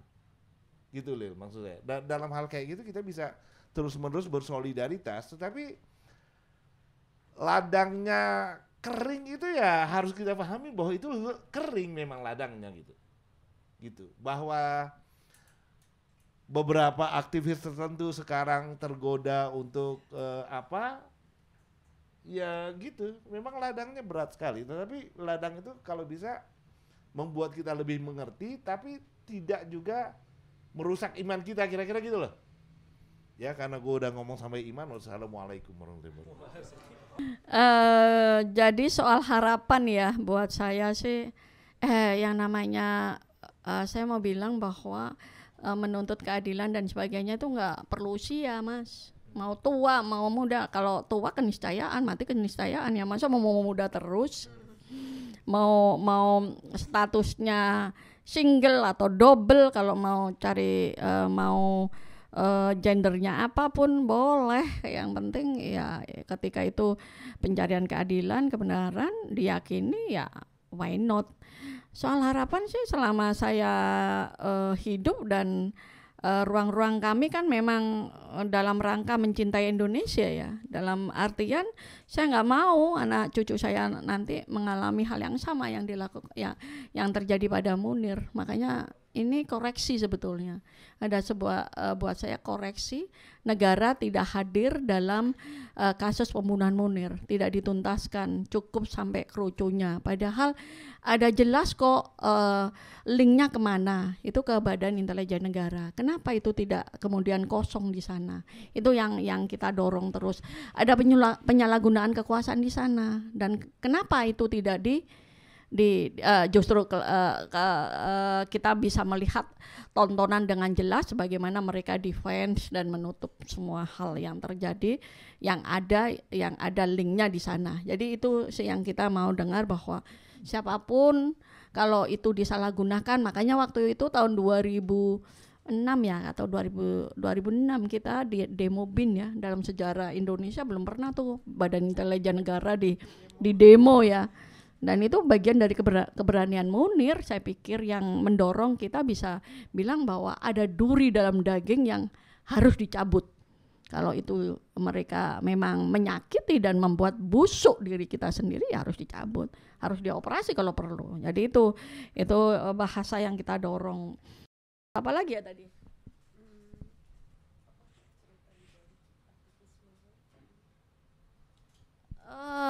Sebetulnya kalau mau baca,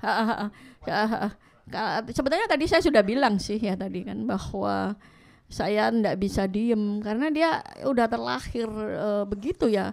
Kalau saya dihentikan untuk tidak mengadvokasi orang-orang tertindas, hidup saya akan hampa, kayak begitu loh dia ngomongnya itu.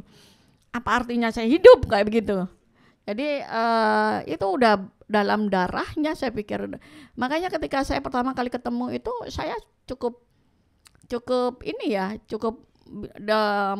tertarik sama dia, karena saya pikir ini orang yang cukup di keluarga yang berada, terus kemudian dia punya keilmuan yang juga cukup lumayan bagus, cerdas dia, dan analisa-analisanya bagus banget, dan tidak pelit. Dia mau berbagi soal strategi, soal apapun itu. Bahkan dia punya tradisi di Kontras maupun di LBH dulu juga di Imparsial, kalau tidak pagi pasti pulang udah selesai kerja dan sebagainya, pasti akan ada diskusi-diskusi yang menarik. Dia memberikan informasi dan sebagainya, bagaimana dia tadi ketemu sama Jenderal A, akhirnya apa yang dia dapat dan sebagainya. Itu bagian kayak semacam kayak kalau teman-teman bilang itu kayak ngecas lagi teman-teman di ruang-ruang itu yang mengadvokasi. Jadi itu yang saya pikir yang membedakan Munir dengan yang lain. Dan saya sih sempat juga sih lucu ketika dia pernah cerita sama saya. Dia punya sekretaris, tapi selalu dia duluan yang datang. Terus ada satu hari ada telepon pagi-pagi, dia yang angkat. Saya mau nyari ibu ini. Oh ini siapa ya? Oh saya sekretarisnya. Padahal dia yang harus. Jadi dia orang yang sangat rajin banget kerja ya. Kerja itu udah kayak aduh kayaknya kalau libur pusing juga. Jadi itu dia itu bagian dari kerja adalah dengan pendampingan tadi, bukan jabatan atau uang yang membuat dia tertarik. Bahkan ketika sekolah itu sebetulnya adalah ruang untuk dia mendapatkan jeda untuk istirahat ya, karena dia tidak pernah berhenti. Jadi kapanpun deh dia telepon 24 jam. Cuman emang kami Sabtu Minggu suka ditanya kan, kenapa Sabtu Minggu Cak itu tidak bisa dihubungi? Bisa, tapi telepon rumah. Yang angkat nanti saya. Jadi memang kami bersepakat kalau Sabtu Minggu itu untuk keluarga, udah Senin sampai Jumat udah dihabisin, untuk kerja-kerja ini masih mau diambil. Karena buat kami kekuatan yang paling kuat untuk dia bisa bersuara itu ya keluarga dulu. Di situ basic kekuatannya. Jadi itu bagian dari kesepakatan, memang kekuatan itu ada untuk dia bisa bicara apapun ya karena didukung oleh keluarga, dan itu harus selesai dulu di tingkat itu. Secara apapun lah ya, debat apapun harus selesai dulu di situ, di ruang yang paling intim itu tadi. Dan saya menulis menulis buku ini sebetulnya bukan surat, karena ini obrolan saya dengan dia. Karena buat saya ini adalah bagian dari, kalau saya naruh diri saya dia itu nggak enak ceritanya. Tapi kalau saya sebut saya ngobrol gitu aja, itu akan lebih flow, mengalir. Jadi itu yang membuat saya akhirnya oke, saya akan bentuk seperti ini. Dan sempat juga dibikin ini dong judulnya Menolak Lupa Tidak. Buat saya mencintai Munir itu adalah mencintai hak asasi manusia dan demokrasi itu sendiri, karena itu adalah ruh yang selama ini diperjuangkan oleh dia, tentang keadilan dan kebenaran yang ada di sana, yang terus menerus setia pendampingan kepada korban. Karena banyak banget loh pendamping korban itu yang seringkali lupa bahwa yang legitimasi yang kuat yang selama ini dia bisa bersuara dengan kencang adalah korban. Kalau nggak ada korban, apa yang mau kamu suarakan? Nggak ada. Jadi itu yang saya pikir kunci yang selama ini dia begitu bisa kuat adalah di sana. Karena ketika dia capek atau lelah, selalu akan dia ingat adalah korban. Jadi karena saya ingat banget ketika almarhum capek, Bu Sumarsi juga pernah tuh di ini. Ibu ini yang membuat saya bersemangat. Karena ibu inilah yang membuat bagaimana ibu bisa bekerja untuk terus mencari pembunuh Wawan gitu. Terus apa lagi ya? Sudahkah? Sudah ya. Terima kasih banyak sudah ini mendengarkan celoteh kami. Semoga teman-teman bisa membaca semuanya kok di buku ini. Semoga. Terima kasih teman-teman sudah berkenan hadir. Tepuk tangan buat kita semuanya. Selamat dan semoga bisa Mbak Suci tetap sehat dan bisa besok akan ke Bandung untuk juga mendiskusikan buku ini. Harapannya sebenarnya buku ini bisa didiskusikan di banyak tempat, dan kira-kira Mbak Suci juga siap kan Mbak untuk juga selalu hadir untuk bisa mendiskusikan ini. Oh insya Allah. Terima kasih teman-teman. Saya tutup dengan bacaan bila taufik wal hidayah. Wassalamualaikum warahmatullahi wabarakatuh.